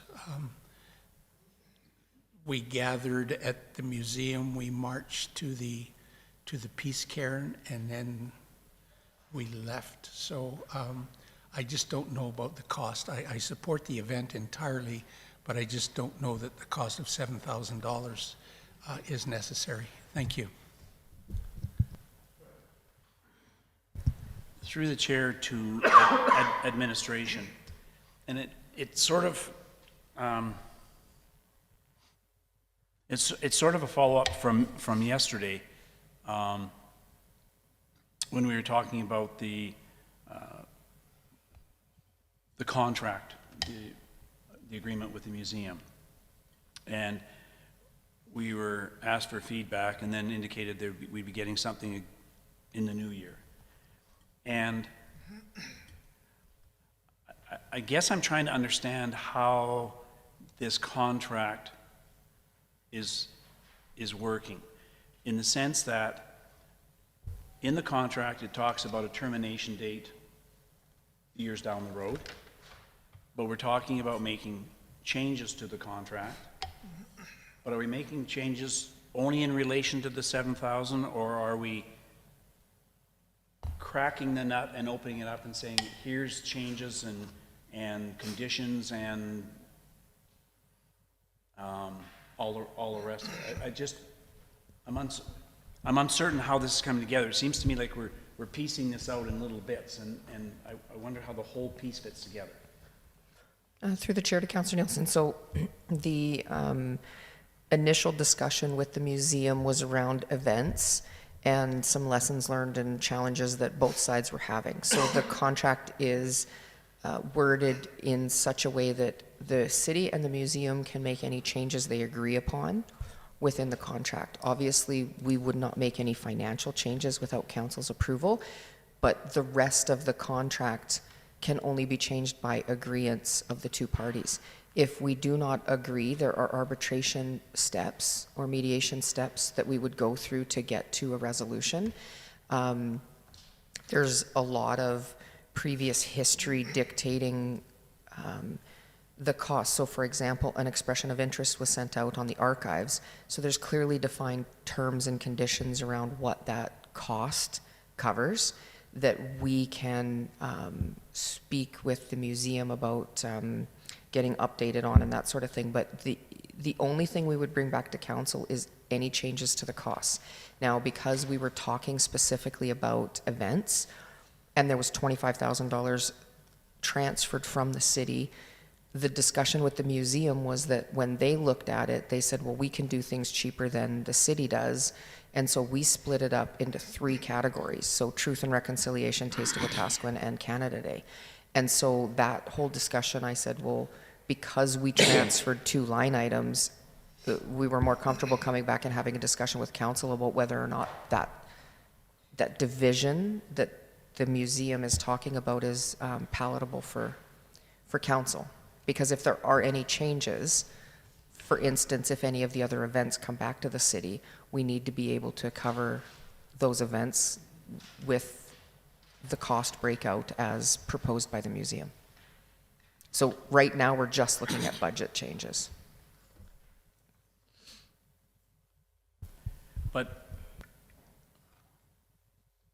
the budget pieces all have deliverables attached to them. We'll give you this much money and you will deliver this service, correct? Or an expectation of delivery of some level of service. So if we wanted to talk about the deliverables, how does that fit into this conversation? I think from a governance perspective, it's do you support Canada Day events, yes or no? And then how we get there, it is up to the 2 parties. If the services that are being provided don't feel adequate, then that's a whole other discussion with council. But I'm looking at it broader than truth and reconciliation, for example. I'm looking at the deliverables through the contract for archives, the deliverables through the contract from the museum that are somewhat embedded in the document itself. And that's why I say, do we get to crack the nut and talk about deliverables, or are we simply talking about truth and reconciliation and $7,000? This discussion was only around truth and reconciliation and the $7,000. Like I said before, the expression of interest went out and was answered. There's not a lot of room to change archives specifically. There were certain tasks that we put out and said, will you do these things for this amount of money? And they came back and said yes. So we have a contract A, contract B situation.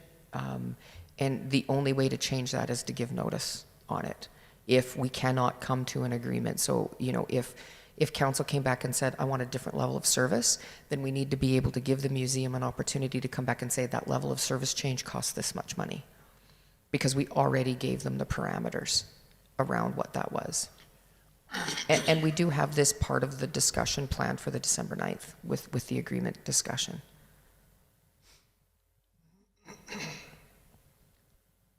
Because even if council wanted to make changes, it's not going to be for the 2025 budget, because you've got to give a year's notice. No, and I understand that. So the conversation that we'll be having in the new year relative to the contract, The motion is to bring it back on December 9th. and that's when we crack the nut and have the conversation. And I apologize for saying crack the nut. That sounds so goofy, but I see deliverables in the contract, but I fail to understand how they're being measured. And as we give money to any organization, we have deliverables in the agreement, and we have checks and balances to ensure that the deliverables are delivered. And so mine is, how are we measuring the deliverables in a $100,000 contract? And if the New Year discussion is really allowing that or not? It is. We'll Okay. explain the I'm- parameters. Yep. Okay, I'm fine with that as long as we have the chance to Yep. crack that nut. Councillor Elliott. Thank you, Mr. Mayor. Through to administration, do we not have a contract for just those 3 events? Through the chair to Councillor Elliott, there is a specific piece of the schedule that speaks to those events. And it was for $25,000 for the 3 events? Correct. The city transferred $25,000 from 2 events, and then it became 3 events once it went to the museum. But council did agree on the Truth and Reconciliation as one of the events they wanted. Right, but those 3 events were included in the $25,000. Correct. And now the ask is for another $7,000 in addition to the 25? No, the discussion between the city and the museum is whether or not they're going to do all 3 events. So we're still negotiating with them as to what that looks like moving forward, because there were lessons learned, there were some issues that we're just dealing with. And we haven't finalized a position yet, but that'll be brought forward to council with the December 9th if there's any changes. So originally we talked about removing the events for Taste of Wetaskiwin and Canada Day. And so what the museum is saying is, fine, I've got 3 events for $25,000, you can take back the 14, and I want to keep the other, you know, she's got it $7,000 plus an admin fee for each. So she's saying you can have 2/3 back if you take those events. I'll keep 1/3. So then the museum would only be doing the 1 event, and the other Correct. 2 would be up to whomever to do it. Potentially. So they would come back to the city if that's where the negotiations landed. But so what we're saying is, if those 2 come back to the city, and that was previously funded at $25,000, we would expect a $25,000. So if we leave $7,000 in the contract, then we would be looking for an increase to our budget. Or we pull the $25,000 back and then we increase the $7,000 for the museum agreement. Okay, thank you, that's much clearer. Thank you.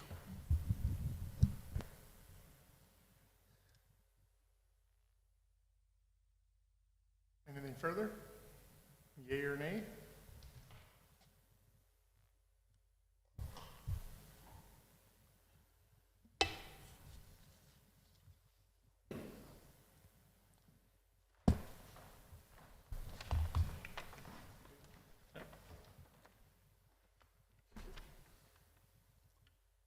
Anything else? Oh, he's going to get Karen, I assume.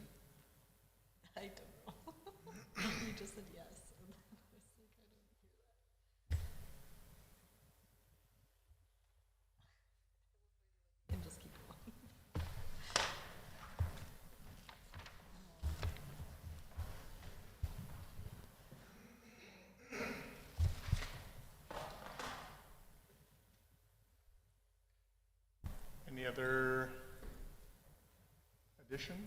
discussion?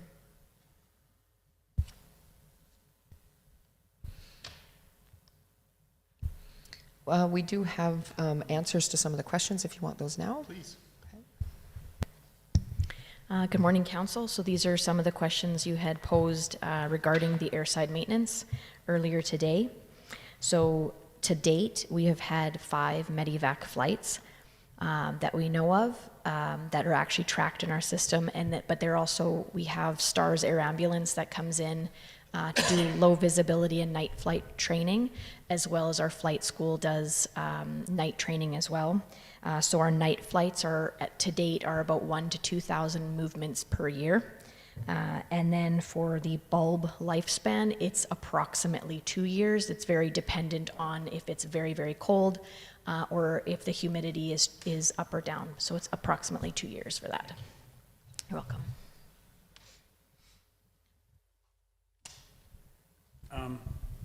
Through the chair to Sue,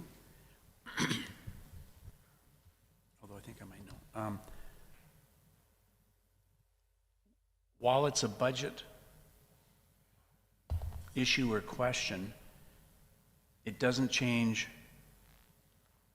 it wouldn't necessarily change what's in the budget, but it's a matter of how certain funds are allocated. I'm speaking specifically about council professional development. So there's a lump sum of money sitting there, and it's processed in a particular way right now according to policy. So if I wanted to have a conversation about that, because that wouldn't necessarily impact budget, is that a policy review then, or? Through the chair to Councillor Nielsen, it could be both. Are you thinking about removing one of the line items or just putting terms and conditions around? Terms and conditions. Okay, that would be your likely around your per diems, the policy around. Well, specifically, and I haven't had conversations with anybody, so I don't know what the feeling is, but I would like to see, rather than a pot of dollars for PD distributed, however, to be distributed in a different fashion. So, but the pot wouldn't necessarily change, just the distribution process. That could be, thank you. That could be a budget discussion too, because you would be moving from one GL to another.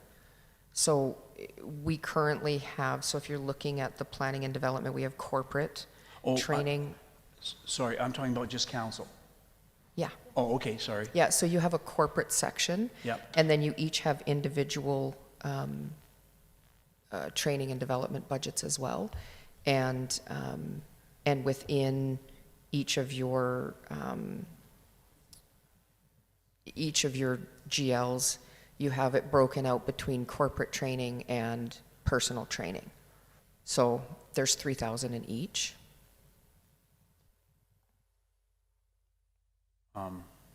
So you want it allocated differently?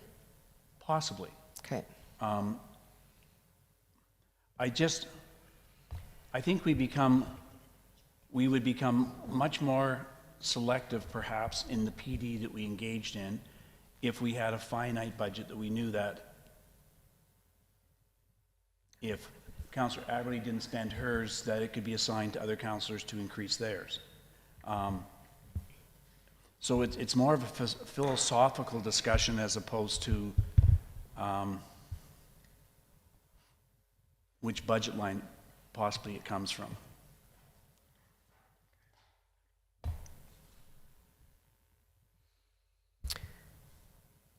Okay, so I guess just as an example, in the corporate training, there's $3,000 and it accounts for Alberta municipalities and FCM, depending on where it is.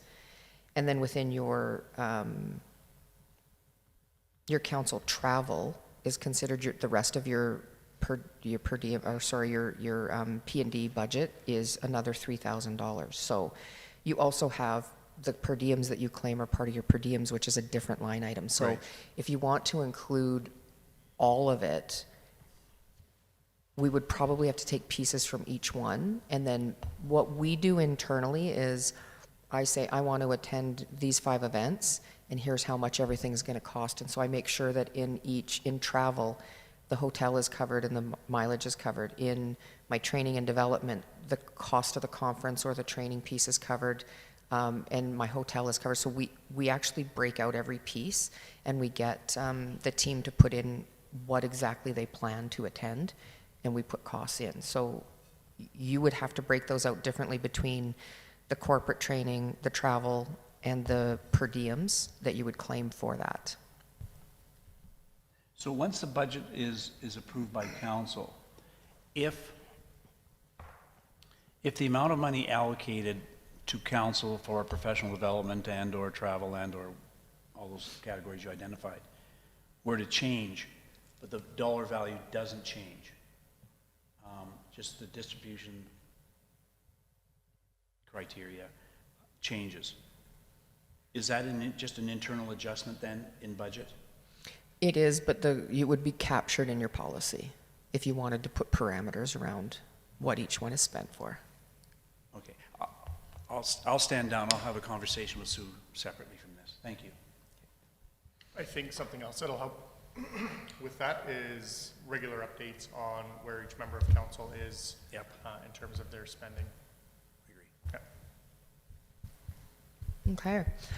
The last thing that I just wanted to make a note of is the end of the package that says references. You'll find the debt schedule, the current debt schedule. Five debentures were paid off in 2024. In 2025, there'll be no change. In 2026, there'll be 1 gone. 2027, there'll be 5. And then in 2028, there's going to be 12 that come off our books. So we're headed in the right direction for debentures.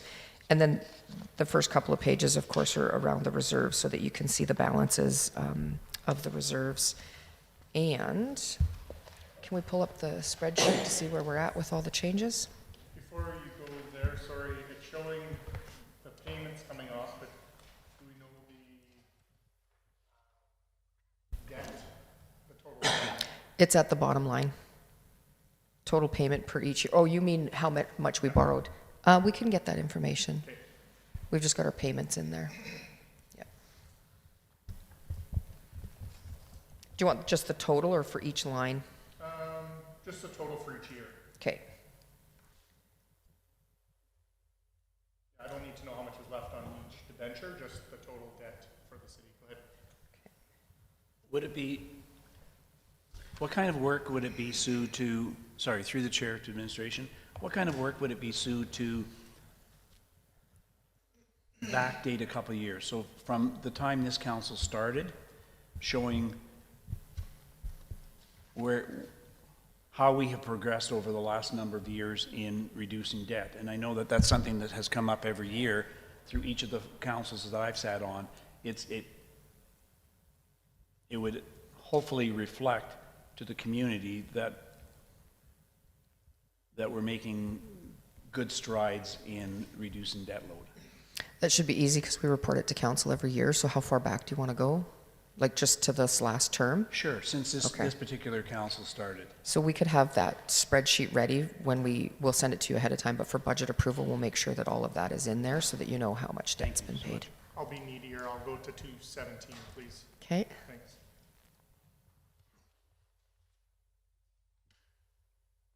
And then we'll also add the total debts, like the borrowed amounts.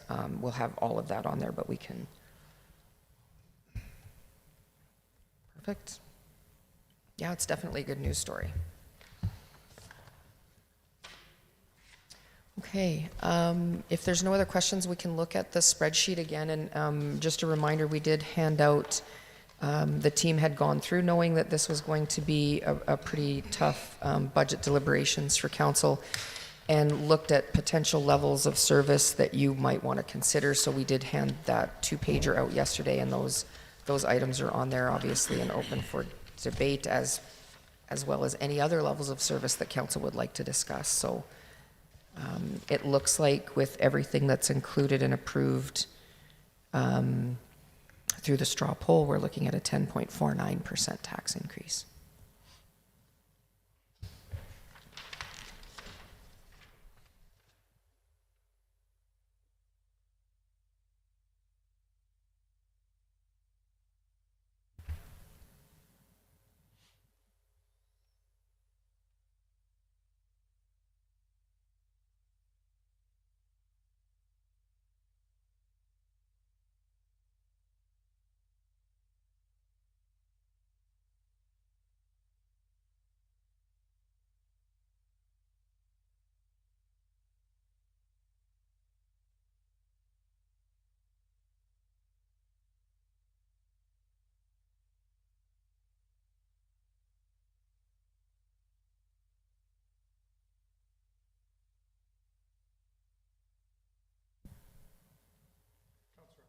Thank you. Just the business cases that are funded from reserves or grants are not included in the current tax rate. Is that correct?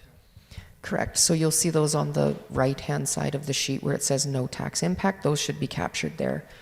For instance, the census is $50,000 and funded through contingency, so it's shown on the other side. The only ones that go into the tax impact are the ones in the middle of the page. Okay, thank you.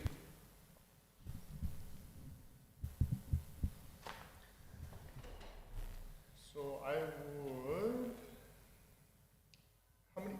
getting into the 2 pages you sent out, how many sets of bunker gear are we buying a year? So it says we can reduce it, replace fewer each year, 3,000 to 5,000, that's only a few sets. So how many sets are we buying a year?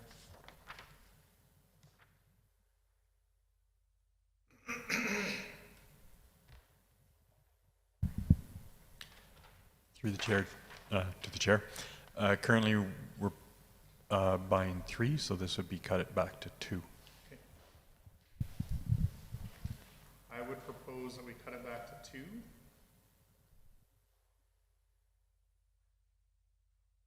Discussion on that. Councillor Blatz. Sorry, I'm not sure if I'm following what you're talking about. So turnout gear for firefighters, replacement gear each year. Okay, thank you.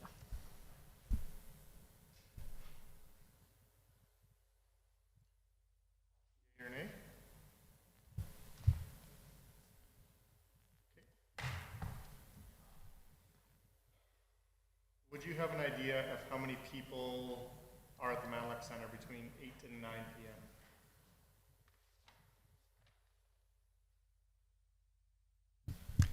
Through the chair to the chair, not off the top of my head, but we can certainly get that information here shortly. Okay.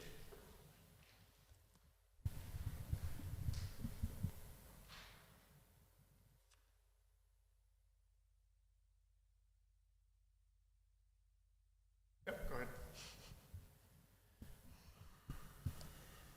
Thank you. This is the part that I find,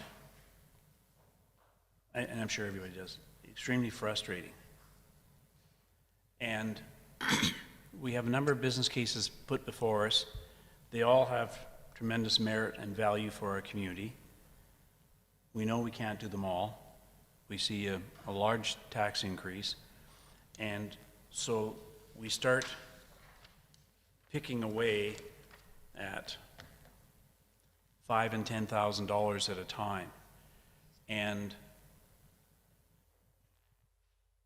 it's like what we've had in the past and how we've operated in the past is sacrosanct. It's untouchable. And in the world that I came from previously, my administration would come in and say, Nielsen, you've got to reduce your budget by $400,000. And I had to find a way to do that and present it back to my administration. And I know we keep talking about unless we have significant levels of service changes, then we never go back and look at past budgets and the service levels that we've done. What would happen if, and I know Sue will shudder with this right off the bat, we went back and said, let's shut down the finance department. We're going to save all this money. I'm being facetious with that, but not totally. Not that I'm picking on that department. But I know in my head where I need to get to financially on a tax rate. And taking off 2 sets of fire gear and taking off $18,000 and closing the pool for $18,000 isn't going to get me to my budget number in any way, shape, or form. And somehow, I think we need to come back, and I know we've talked about this on numerous occasions in terms of service levels, but I think we need to come back to our council's strategic plan saying, what are the important things? And safety is one of them, and economy is. And so as we look to make cuts, and potentially significant cuts, then I would suggest that we need to have a conversation again about what our strategic plan is telling us, where we should be putting our money.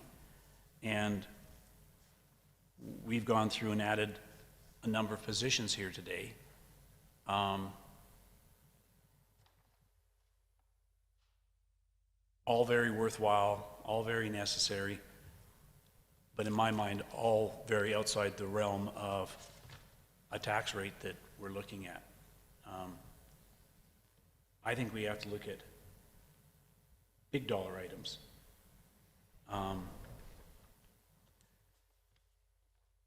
And while I may not be supported in this, I would like to see us say to administration, we're out by $350,000. You've seen what we've got here, and you know what you've got from past practice.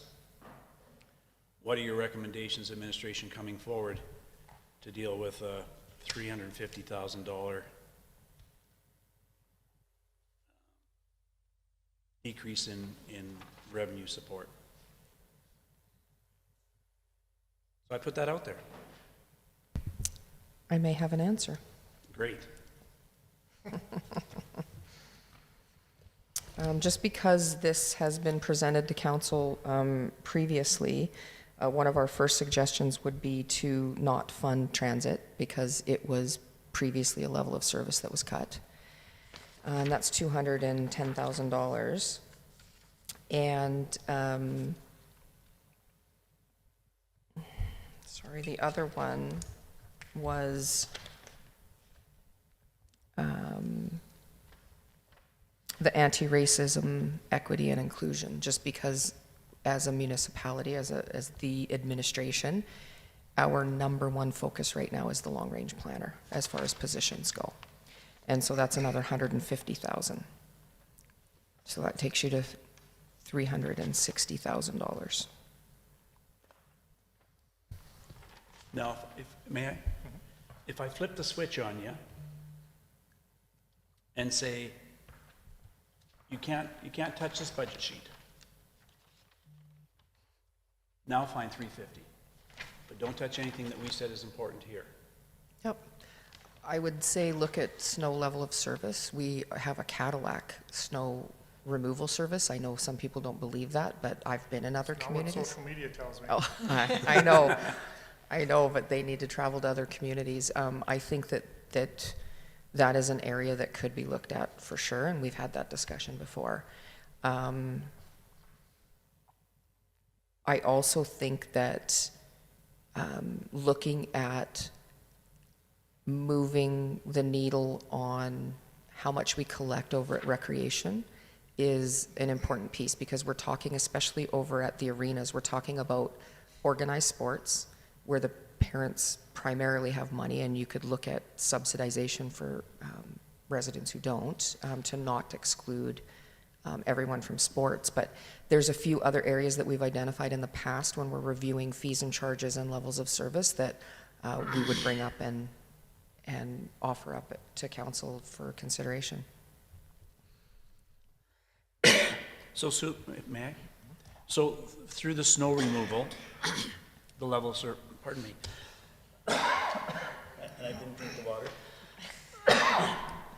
What kind of dollars do you think would be sitting in there, Sue?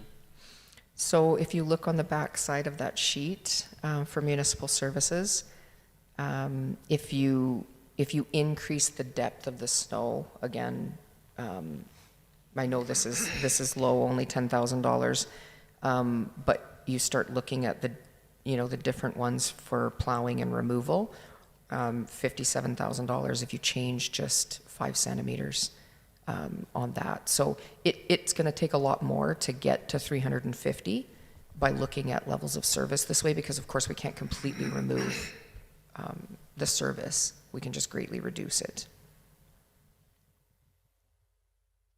And I'm sorry to keep pushing this.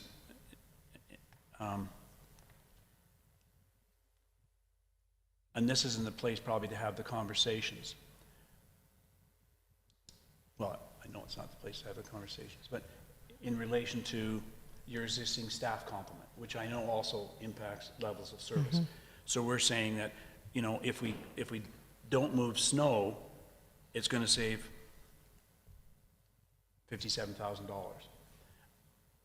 But if you remove an individual, say from Public Works, that's a significant amount of dollars, and it will change the level of service that can be provided. I understand that.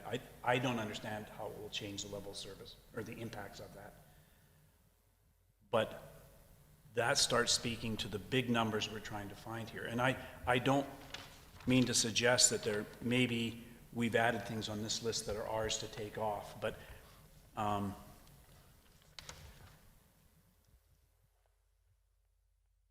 there may be another way of tackling it. That's all I'm saying. And that's really hard service levels decisions that might include staff.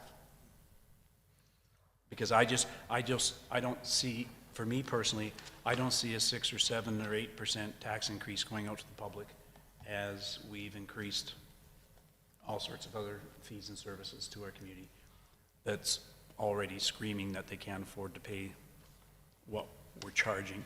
I'll end there. I'm on a soapbox. I don't mean to be. Sorry, go ahead, Kevin. Through the chair, just in response to answer your question about how many people are in the pool the last hour, if there are no special activities or party or birthday or something, there's probably up to 20.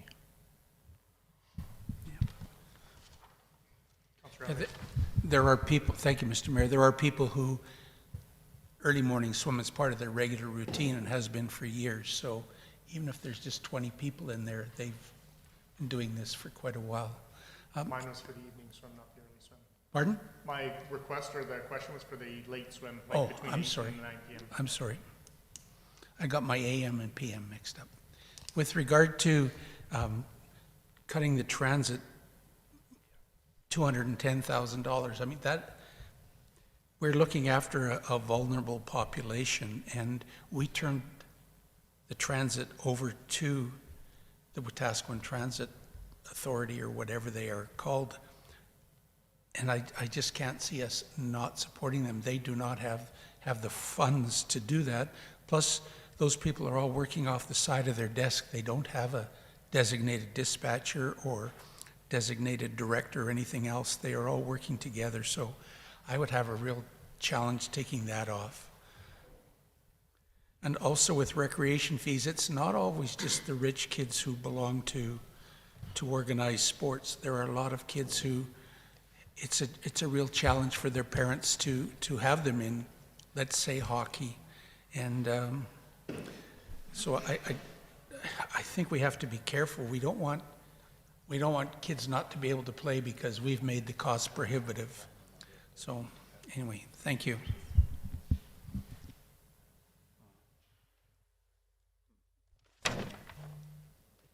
Councillor Blatz.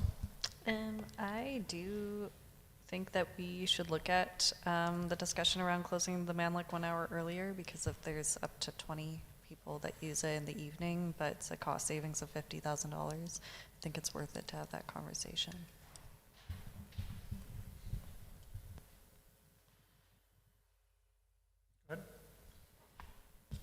Thank you, Mayor Gandam. If I turn the page to municipal services, I would be open to having the discussion about everything but the last two. When we talk about street sweeping, the first one's a question is I don't fully understand what that's saying. If we reduce it to 1 time per year instead of twice a year, I understand that. But what's the storm fee for catch basin clear? I don't understand what's going on there. Through the chair to council. So the reason that it would be put to the storm fee is because the reason why we do fall sweeping is to collect the leaves. If we don't collect the leaves, they go down the catch basins and then we have to vacuum them out, which is now a storm fee. It's part of the storm system because it's in the storm mains and the catch basins. So that is not, so that is taking the price from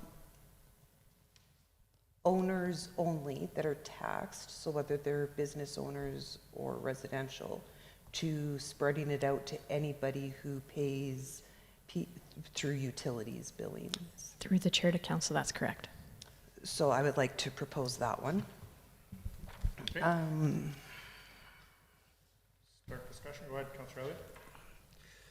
But if the catch basins get plugged up and we have a heavy rainstorm in the summertime, then we got the streets that are covered. And then if we don't clean them in the fall, then when the snow starts to melt, we have these big pools as well.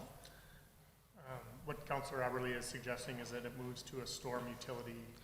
But it also says reduce to a 1 time, 1 a year instead of twice a year. So that was the question I asked, that they would be clearing out the storms after fall, like the basins after fall, but this would now be a utility fee. So their basins wouldn't be full. We clean the roads in the summertime. We sweep in the summertime and get rid of all the gravel and stuff.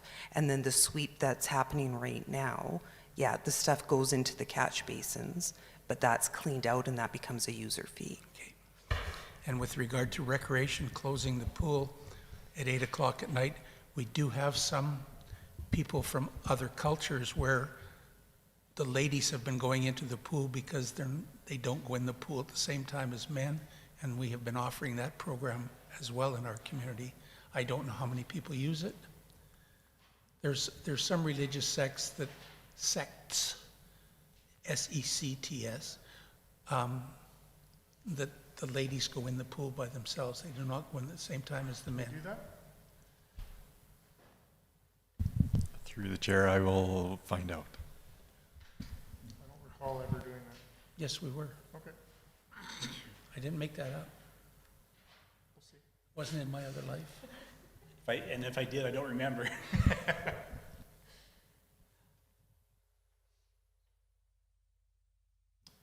To the street sweeping. Any further discussion on that, on changing the level of service? Yay or nay? Yay. Snow plowing. I appreciate and understand snow plowing and removal. I appreciate and understand that we are a winter community, and that was the number one thing I thought when I moved here, where I was like, what, do they hate snow? Has nobody ever lived anywhere else? I can't believe the level of our snow plowing. And so I know everybody in the world is going to hate me, and I'm not going to be very popular. Get with the times. And I'm just feeling that. It is unbelievable what we do here and the amount of money we cost. And this isn't necessarily talking main routes. Yes, main routes need to be main thoroughfares and that. If there's ways into that where everybody's traveling, but I can't believe the number, what gets removed on in residential areas. And I would like to have the conversations about residential areas and the depth to which that we're deciding, especially with the complete removal versus the plowing.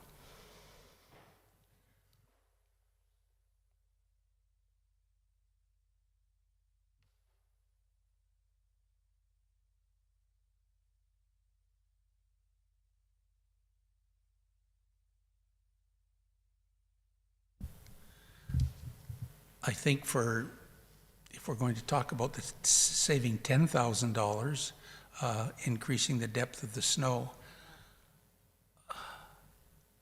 is it worth $10,000 for the harassment that's going to happen to our staff with the phone calls and things of that nature? I really feel, Mr. Mayor, that yes, we have provided this service and people are used to it. They're used to it for this many years now. We have a very senior population in our community as well, which this would make driving simpler for them if the snow is removed sooner. So that's my thought. You could convince me on plowing.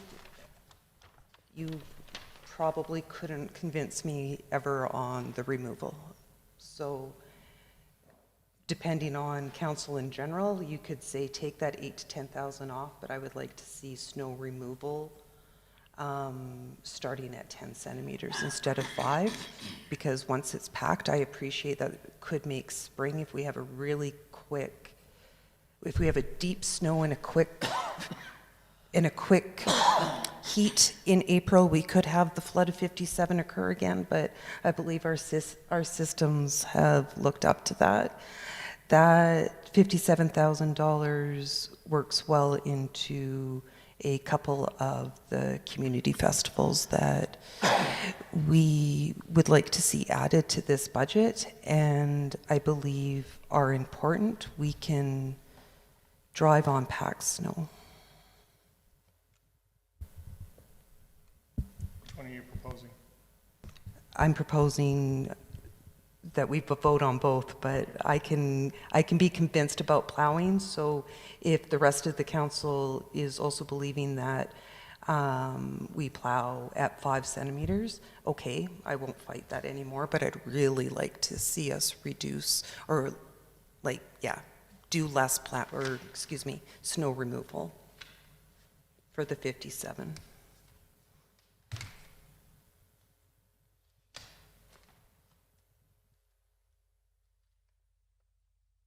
5 centimeters is less than 2 inches.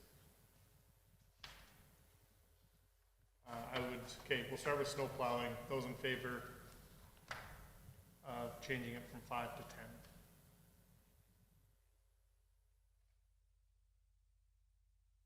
10. Okay. The ayes have it. Snow removal, removing at 10 instead of 5. Any more discussion on that? Talking about removal. Removal. Yep. Yeas or nays? Yay.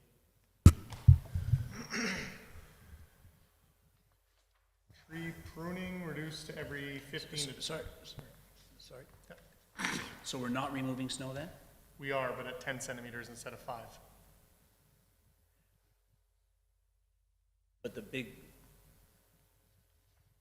snow... To increase the depth of snowpack before we start removal. So you don't windrow it at 5 centimeters now, we're gonna windrow it at 10 and remove it. And remove it at 10. Correct. And we're saying we're gonna save how much? 57,000. Okay. Sorry. That's okay. Tree pruning reduced every 15 to 20 years instead of 10. Cost saving of 25 to 35,000. Councillor Aberley. Thank you, Mayor Gandam. Through the chair to administration, I think I got really loud there. That's preventative pruning, not just, oh my God, the tree fell down and now we're just going to leave it on the ground for an extra 10 years. 10 years. Through the chair to council, so this would be our regular preventative maintenance pruning, yes. Any more discussion? Councillor Elliott. Thank you. Through to administration, but we will have a regular tree pruning program. Through the chair to council, yes. Instead of what is in our urban forest policy of every 10 years, that we would move that to every 15 to 20 years, depending on council's request.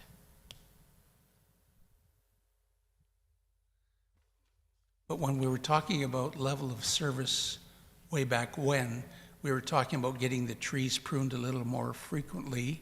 We talked about we had one arborist who wasn't in a position to be an arborist, but was a foreperson. And we had talked about pruning the trees more frequently to make the city look better. Now we're saying we're going to let that lax for another 10 years? Or am I hearing wrong? Through the chair to Councillor Elliott, that whole discussion was around us getting caught up. The arborists that we have on staff right now can manage this program but not meet the urban forest policy. So we were talking about hiring extra staff if you wanted to meet that policy. Now we're saying reduce the number of years, and it allows them to decrease the cost. So we get that it's not ideal. In one hand, we're talking about the auto mile and increasing the pruning and have approved that. This was just an option. When we realized where council was at, we went through our PBB program and looked at the programs that we offer and just offered up whatever we could think of right away that would be easy. So win. the aesthetics we have now would just be worse. Potentially. Thank you. In some cases, it's just that the trees are not shaped or they're not limbed high enough and stuff like that. So it's not necessarily an aesthetics thing, more of a structural.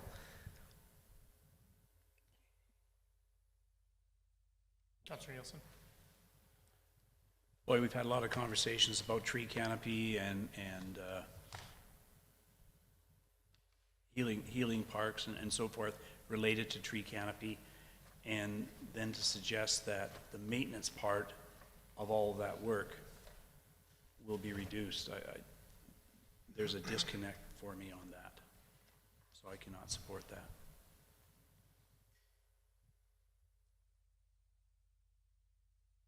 Councillor Aberley. Thank you. Mayor Gandam, I appreciate that anybody who knows me thinks that my vote for this is going to be weird. And that is why I asked the question about things in danger.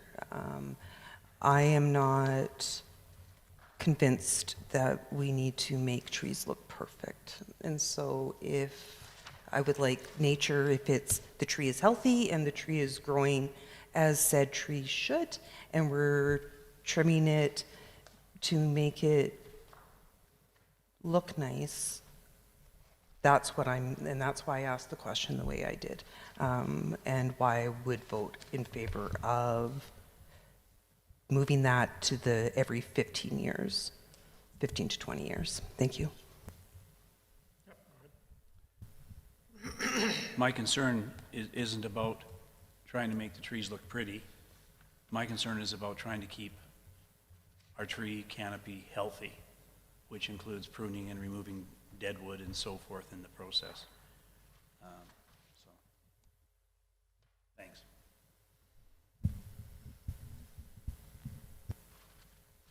Anything further? Yea or nay?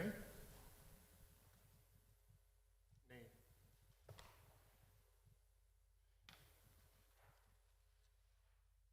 Flower beautification.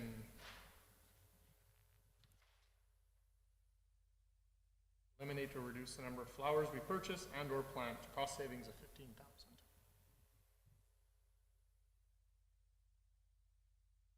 Yep. Is the 15,000 eliminate? Through the chair to council, 15,000 is about half of our budget that we use to purchase flowers every year.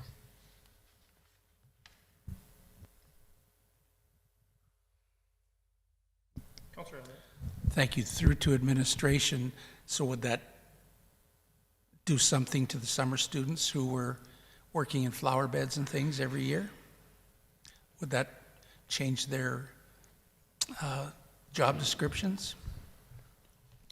Through the chair to council, yes, those tasks would obviously, reduce by half, and then they would be put onto other tasks, whether it's working with the tree pruning groups or lawn mowing or things like that, weeding. Yep. Or doing the other half of the arena maintenance?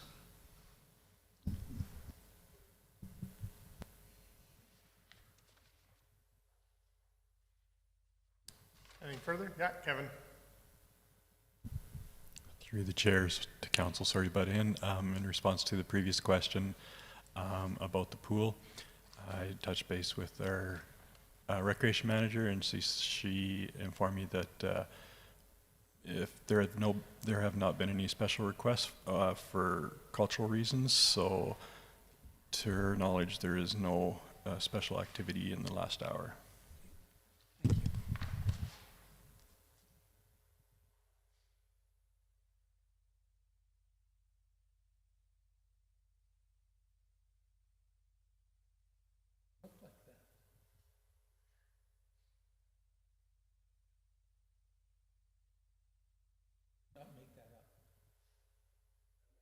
I know they were doing it in Brooks. They were doing it in the test. Yay or nay on the halving of flowers? Nay. Yes. Sure. Motion to go in closed session. Councillor Blatz.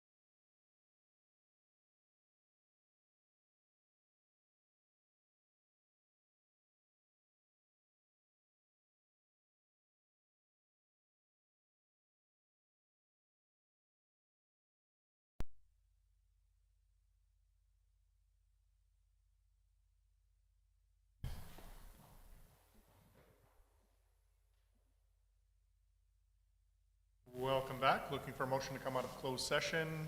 Councillor Nielsen, those in favor? Carried, thank you. We are going to break for lunch until 1:15.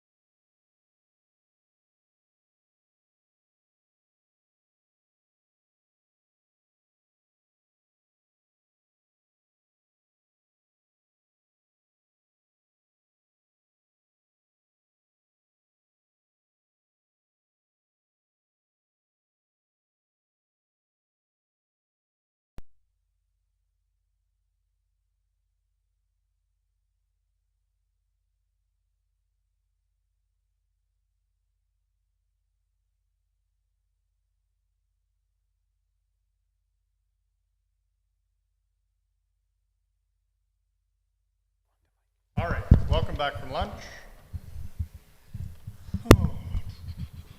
Okay, we left off at community garden plot rental increase.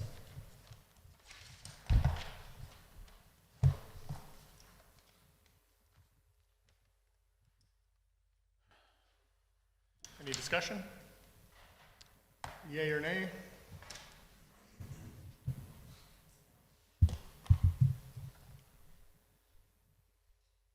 Cemetery increase the rates for plot purchases, cost recovery increase of $5,000.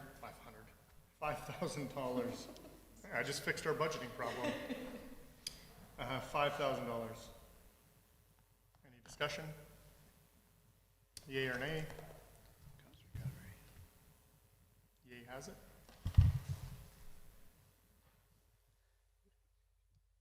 Increase the fees for P&D services. This would put us over the region cost recovery increase of $5,000.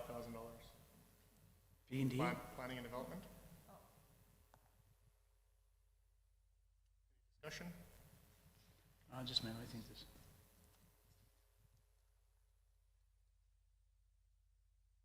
Okay. Okay.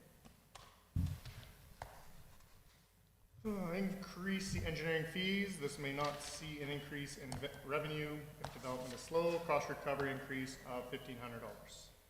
Any discussion? Yay or nay? Nay.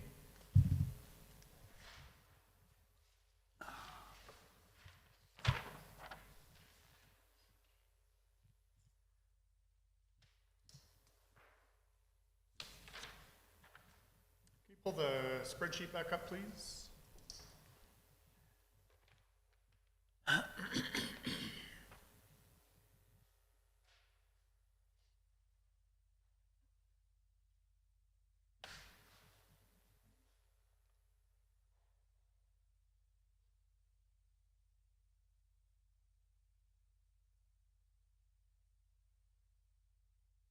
Sick here pretty quick.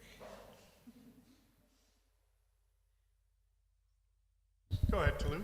Mayor Gandam, we have not included the votes on the revenue in the spreadsheet yet. Would you like that in it? Yes, please. Okay, we just need 2 seconds to Okay. do that. Thank you.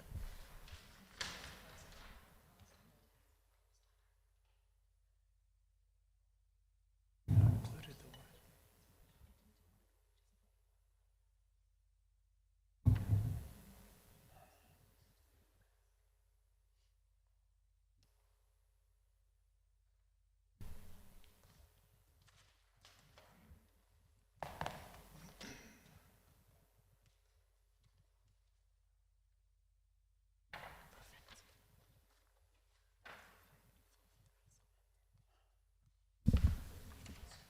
Thank you. We are done.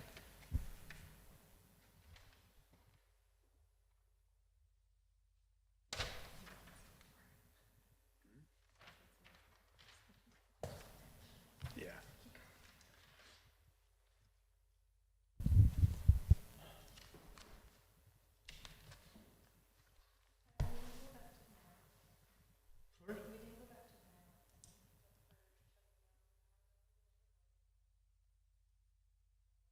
You're right.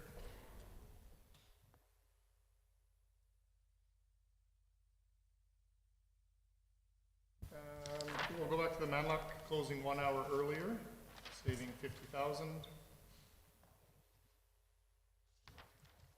Any discussion on that? Nope. Yay or nay?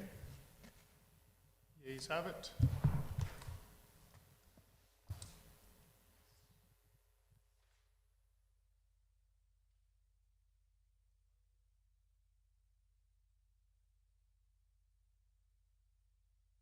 Talk about closing on stat holidays, increasing the admission, or keeping Arena 2 closed longer as well. Close on stat holidays, 18,000. I don't know that I would like to see that. I think that if we've got a holiday and people are off, it's probably a good utilization of the facilities. Yay or nay? Nay. Oh,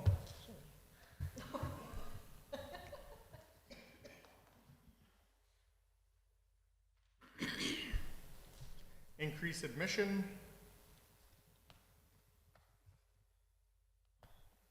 Any discussion? Yea or nay? Nays have it.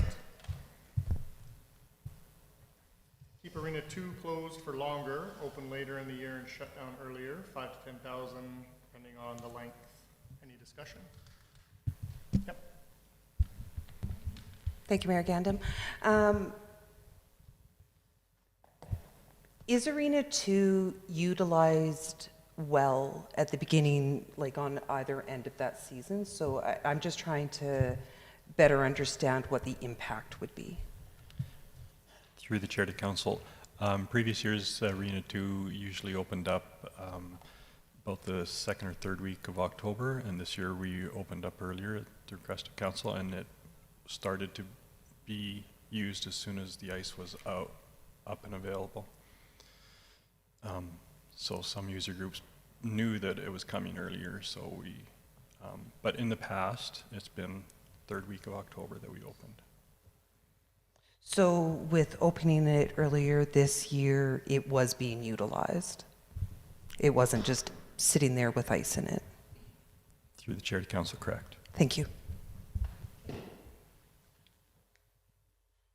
Councillor Nielsen? I'm good, thank you. Yea or nay? Nays have it.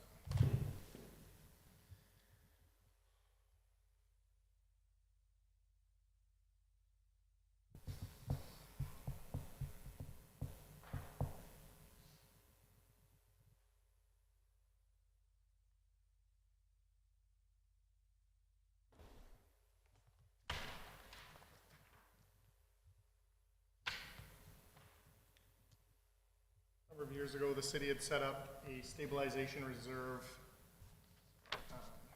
for budget years like this when we're facing such a high increase.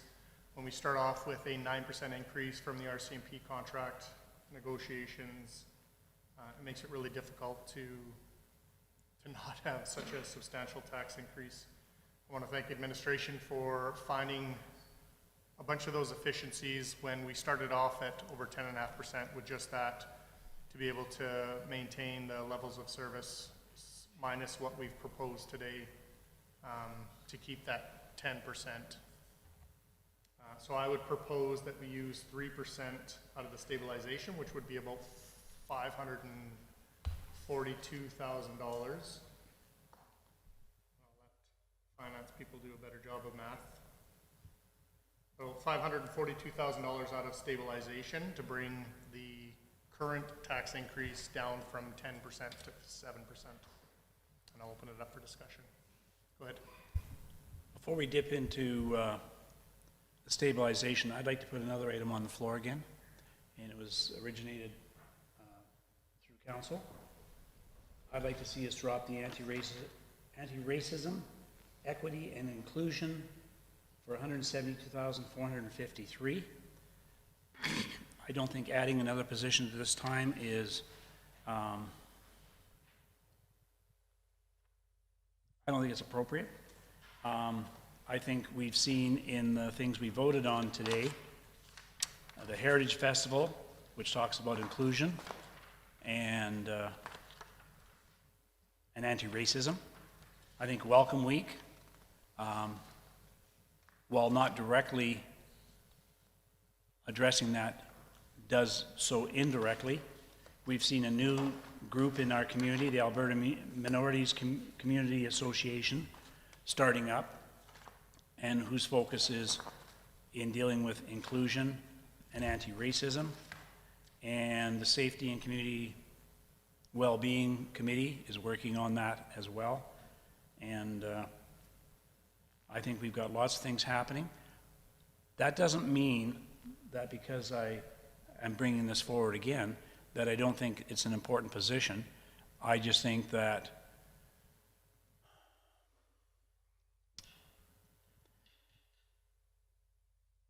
bringing our expenses down so we aren't dipping into reserves as deep as we are would be the prudent thing to do. So there you have it. put that forward. I agree. Any other discussion? Sorry, what did you say the dollar figure was? And the OBC is 168. 150 tax Okay. portion, okay? Councillor Blatz.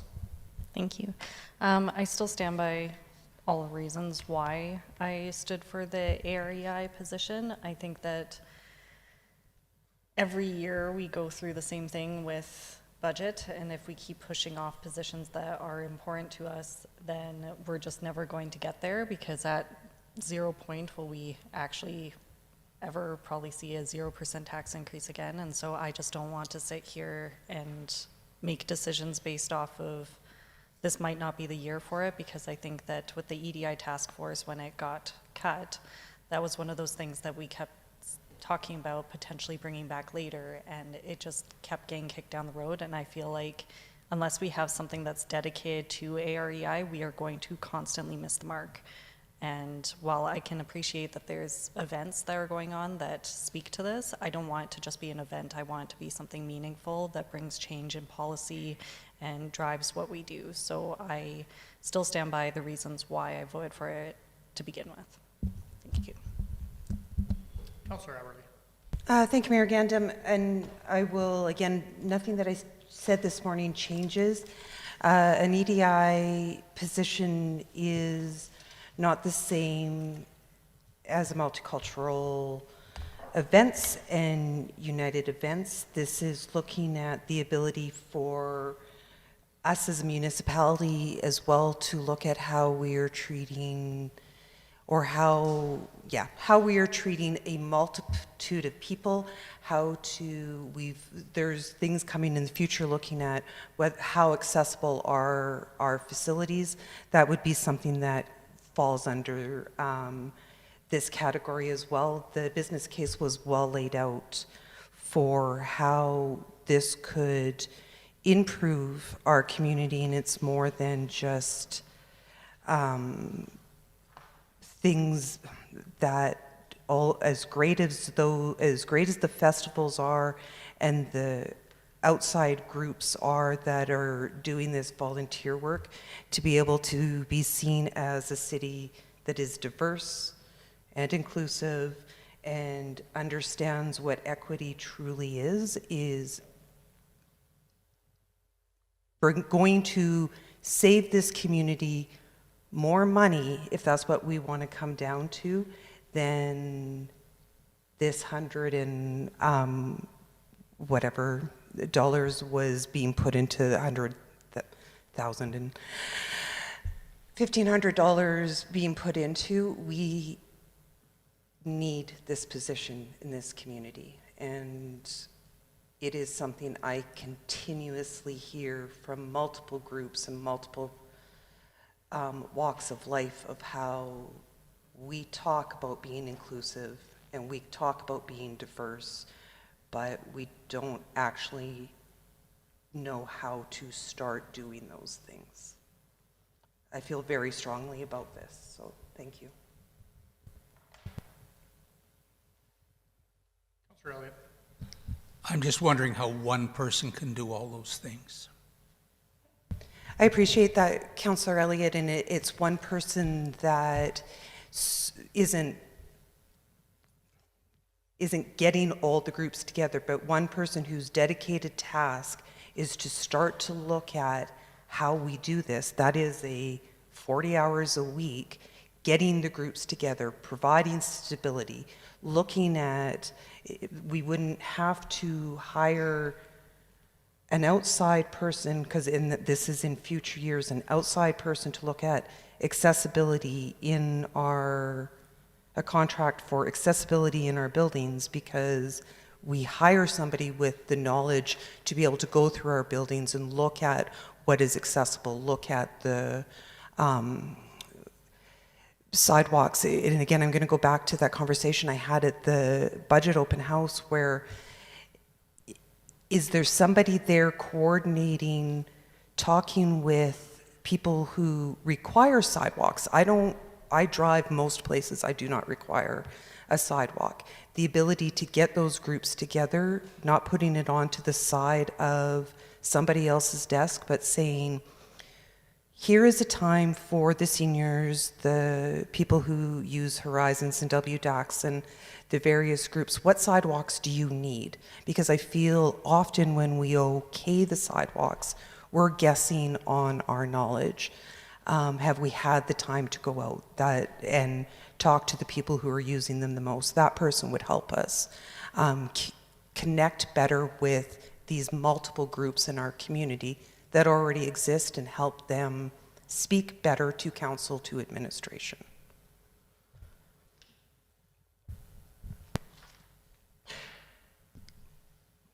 But when the survey was taken with the community and community well-being and safety, FCS did a lot of work on that, and they found out a lot of those things. That's part of the strategic plan with the community safety and well-being. So a lot of those things did come out. Sidewalks and roads and all of those different things did come out in the survey. Thank you.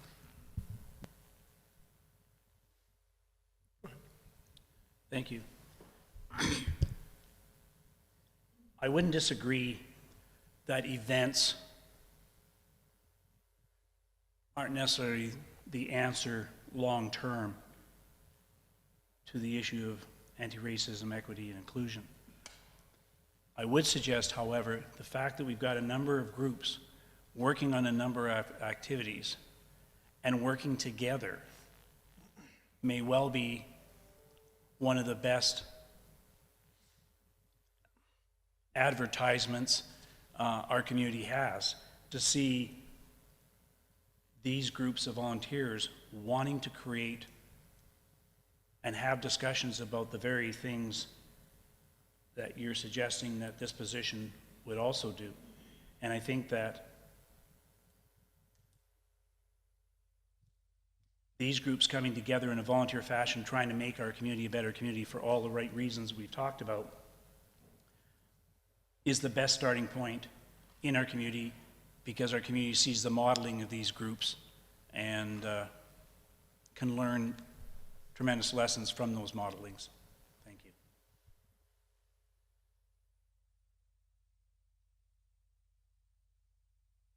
Yea or nay to cutting the position? So $150,000 saving. So green is cutting? Green is cutting, yes. Yay.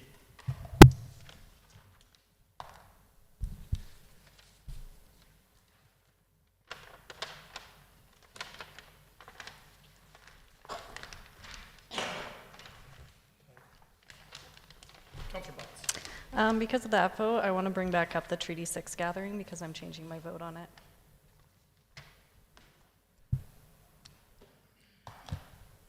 Okay, Treaty 6. Regional Treaty Partner Gathering.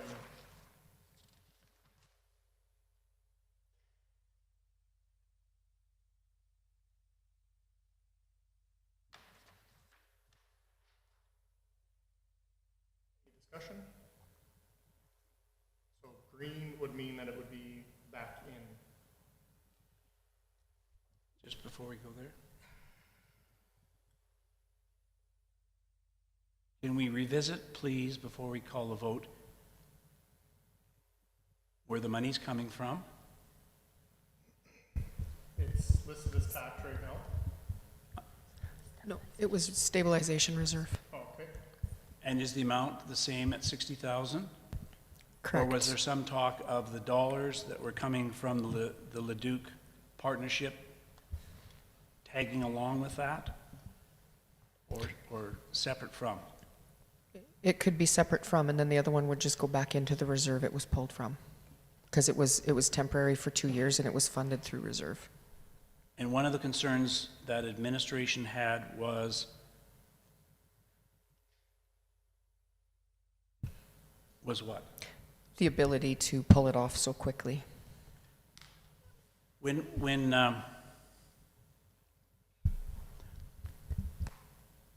council budgets an item in their budget, does it have to be expended in that year? I guess what I'm leading up to address your concern, Sue, that there's a lot of planning that goes into that before you run the event. And there was some talk that a lot of that planning could take place this year, but the activity itself could occur the following year. Does one preclude the other? Through the chair to Councillor Nielsen, no, council can budget for a multi-year project. They can budget for a deferred project and start planning. It's just the risk is a new council comes in and could turn it around so long as the funds have not been committed. And I'm supportive of this particular project, but as Councillor Blatz made comment earlier, I think it's really critical that if you're going to do it, let's do it right and create the impact we want to create from it. Which then talks about the planning piece of that. In terms of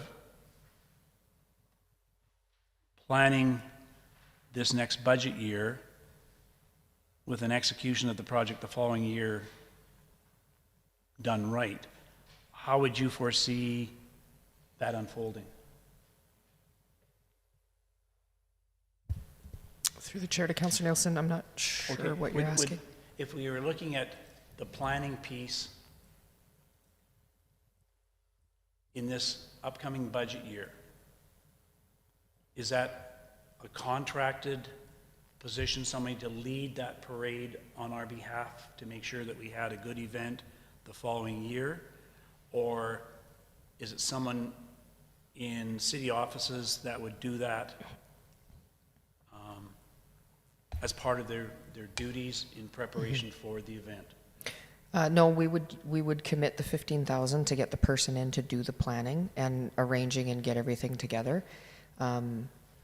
We could even commit the whole 60 if council wanted to and get them to sign contracts for the 2026 year event.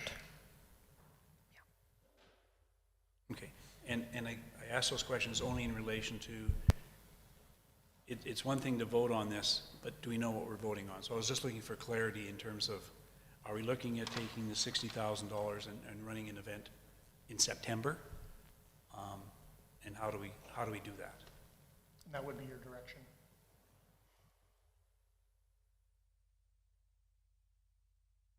I understand Councillor Blatz wants to bring this back, so I guess I'd say it would be her direction as to how she... When I say you, I mean council. Okay. Council's direction Okay, thank as you. to when that event would transpire. Yeah.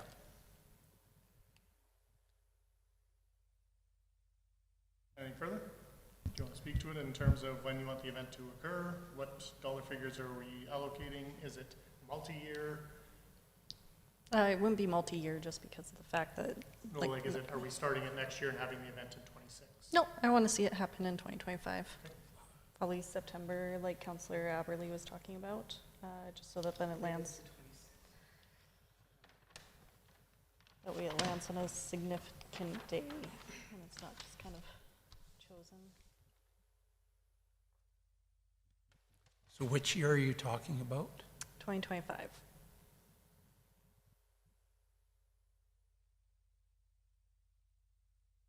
I also don't like the idea of tying another council's hands on this by putting it in 2026 and approving it now, so I would rather see it happen when we approve it to happen.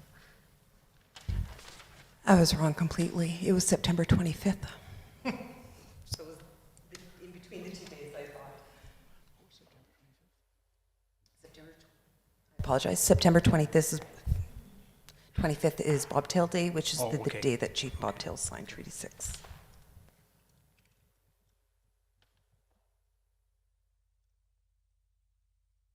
Anything further? Yep, go ahead. And I apologize in advance. We're talking about how many dollars? 60, And we're talking about it coming from? stabilization. And what do we have in stabilization currently? 2.1 something? Thank you.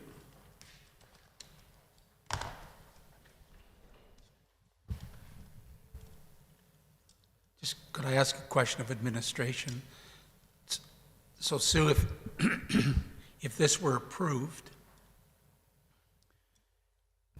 we could be looking to contract somebody right now to begin January 1st, or offer them if the contract is $15,000, offer them a contract now, and the money would come out of the 2025 budget, but they could start working sooner.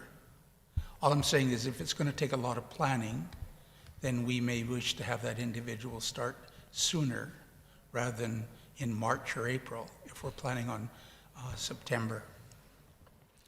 Through the chair to Councillor Elliott, the only requirement through the MGA is to make sure that the money's approved. So November 12th, if this budget gets approved with this item in it, we are free to spend the money at that moment. Okay, thank you.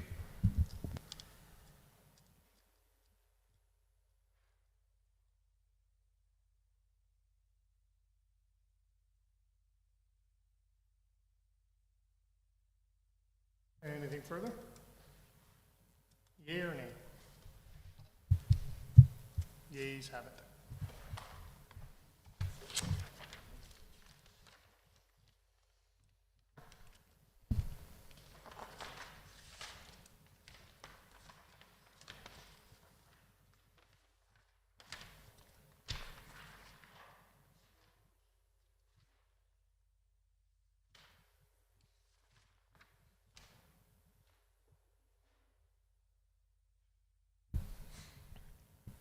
Mr. Mayor, you had talked about potentially reducing the stabilization. We still have it at 3% in the spreadsheet. Did you want that lowered?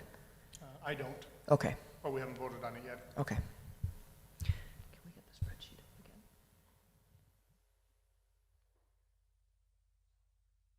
We're going through fees and charges next.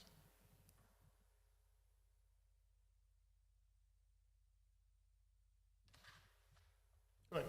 So what's in there now, the 8.99, does not include anything from the stabilization, or the stabilization? It does. Mr. Mayor, not yet. No, not yet. I've calculated the amount, it's 571,479, but we'll wait until you vote. Gotcha. Sorry, I thought Sue said it was in there. 571 what, sorry? 571,479. And what exactly is that number then? That would be the equivalent of 3%. Okay.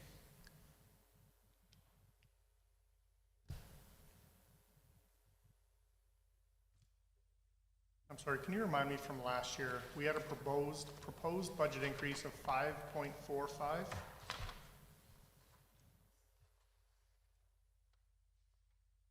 And the actual ended up being significantly lower because of assessment? Yes, Mr. Mayor, because of inflation, the impact of inflation on assessment is why it was reduced. We were just over 5% at budget, but I think at tax time it was just about 3, just slightly under 3%. Just under 3, okay.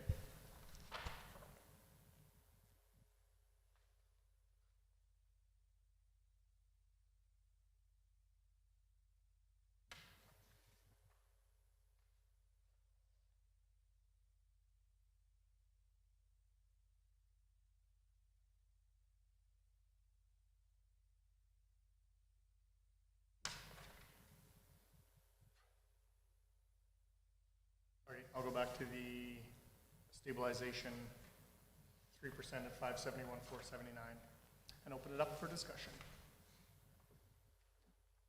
Which would put us at 5.99.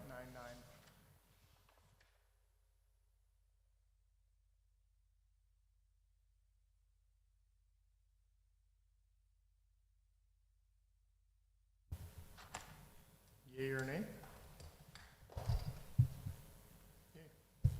Yeas have it.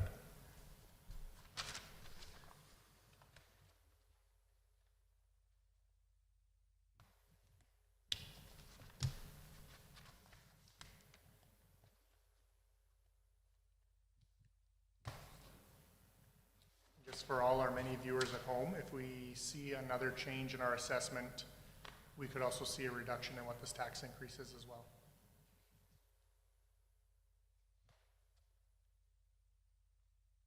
Councilor Nielsen. So, through the chair to administration, in previous communications, there was suggestion that we're taking this budget out for further community engagement. So the budget is not the budget until it's the budget. Till November 12th. Sorry? Till we actually vote on it. It's coming back to a council meeting November 12th. And so we will have community engagement dates confirmed. Next Wednesday, I believe.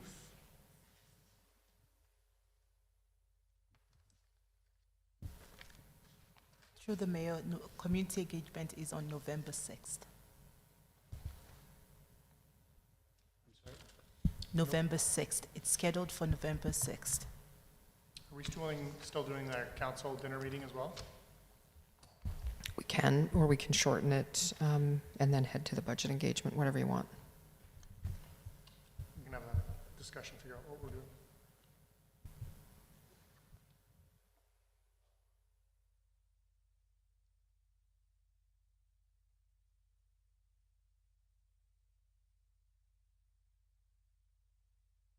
Are we comfortable to move on to fees and charges?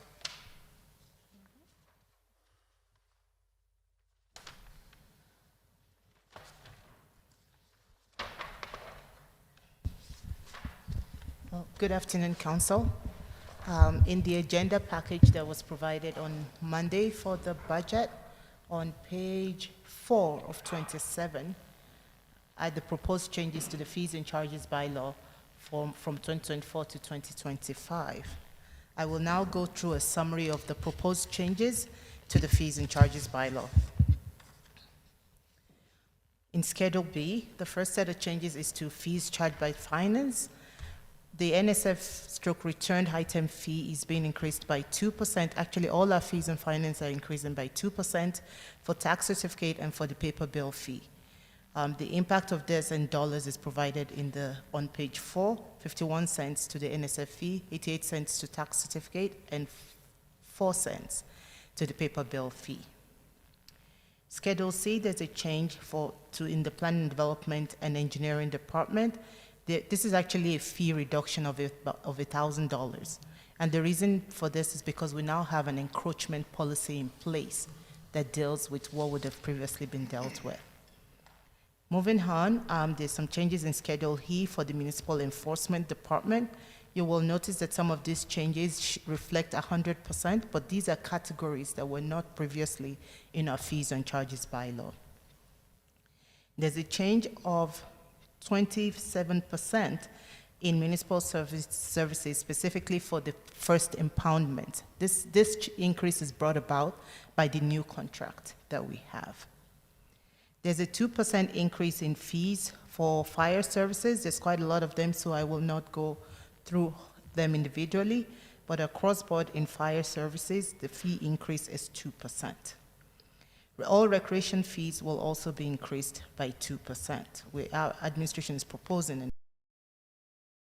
the airport as a fee decrease of about 2% to stay competitive is the reason for this decrease. Thank you.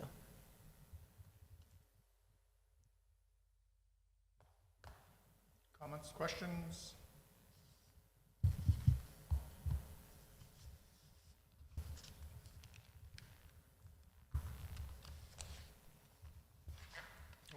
Okay, we're good.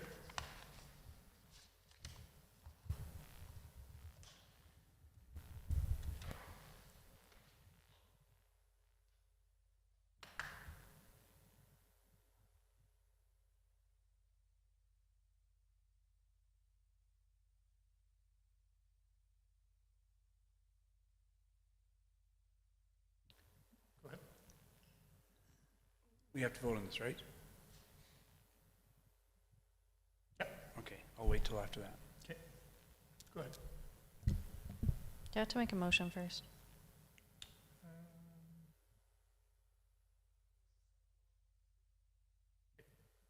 And then it's approved at our November 12th? Okay. accept as information. Okay. I move that council accept the 2025 fees and charges bylaw as information. Moved by Councillor Blatz. Go ahead. There was just one that I had a question about, which was it's on page 9 of the fees and charges bylaw. It's pertaining to the first impoundment fee. I'm just curious why only the first impoundment fee was raised and not the subsequent ones. Through the chair to council, as a result of the new contract we signed with the clinic, there are new charges put forward, so that these fees are just to reflect the charges put forward by the clinic that we deal with. Okay, thank you.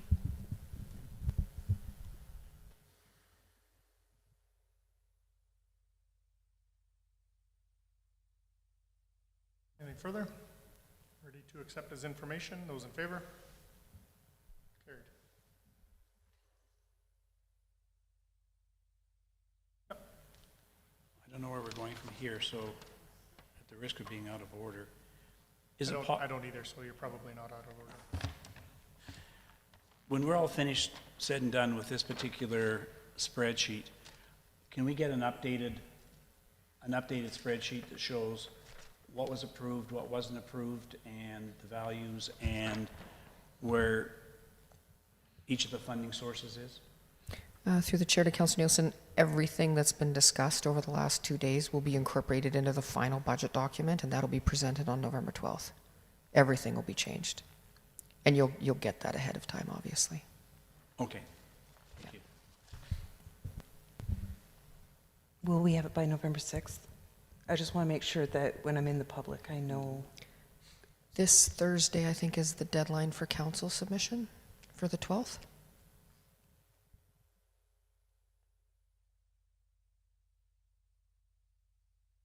Yeah, this Thursday, we should be publishing to council for the November 12th. Thank you. meeting.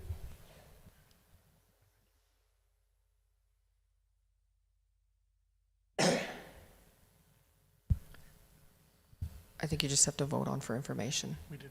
For the budget? Yeah.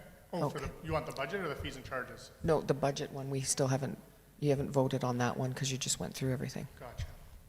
Okay. Councillor Aberley. I move that council accept the 2025 proposed operating budget as information. Moved by Councillor Aberley. Any discussion?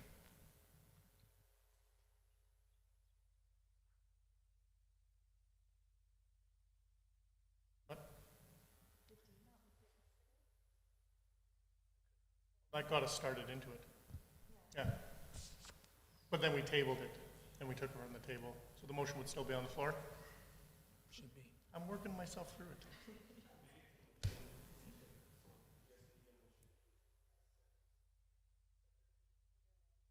Okay, good.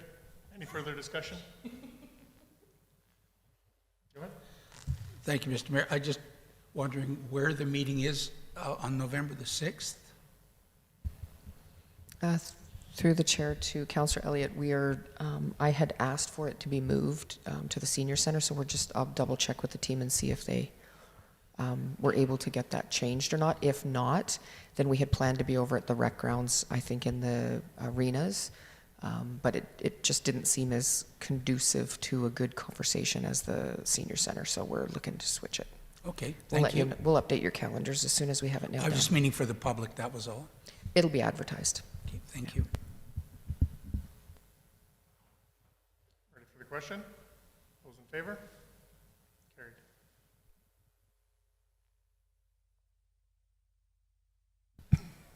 Adjourn. You have anything else, Sue? Anything else from council?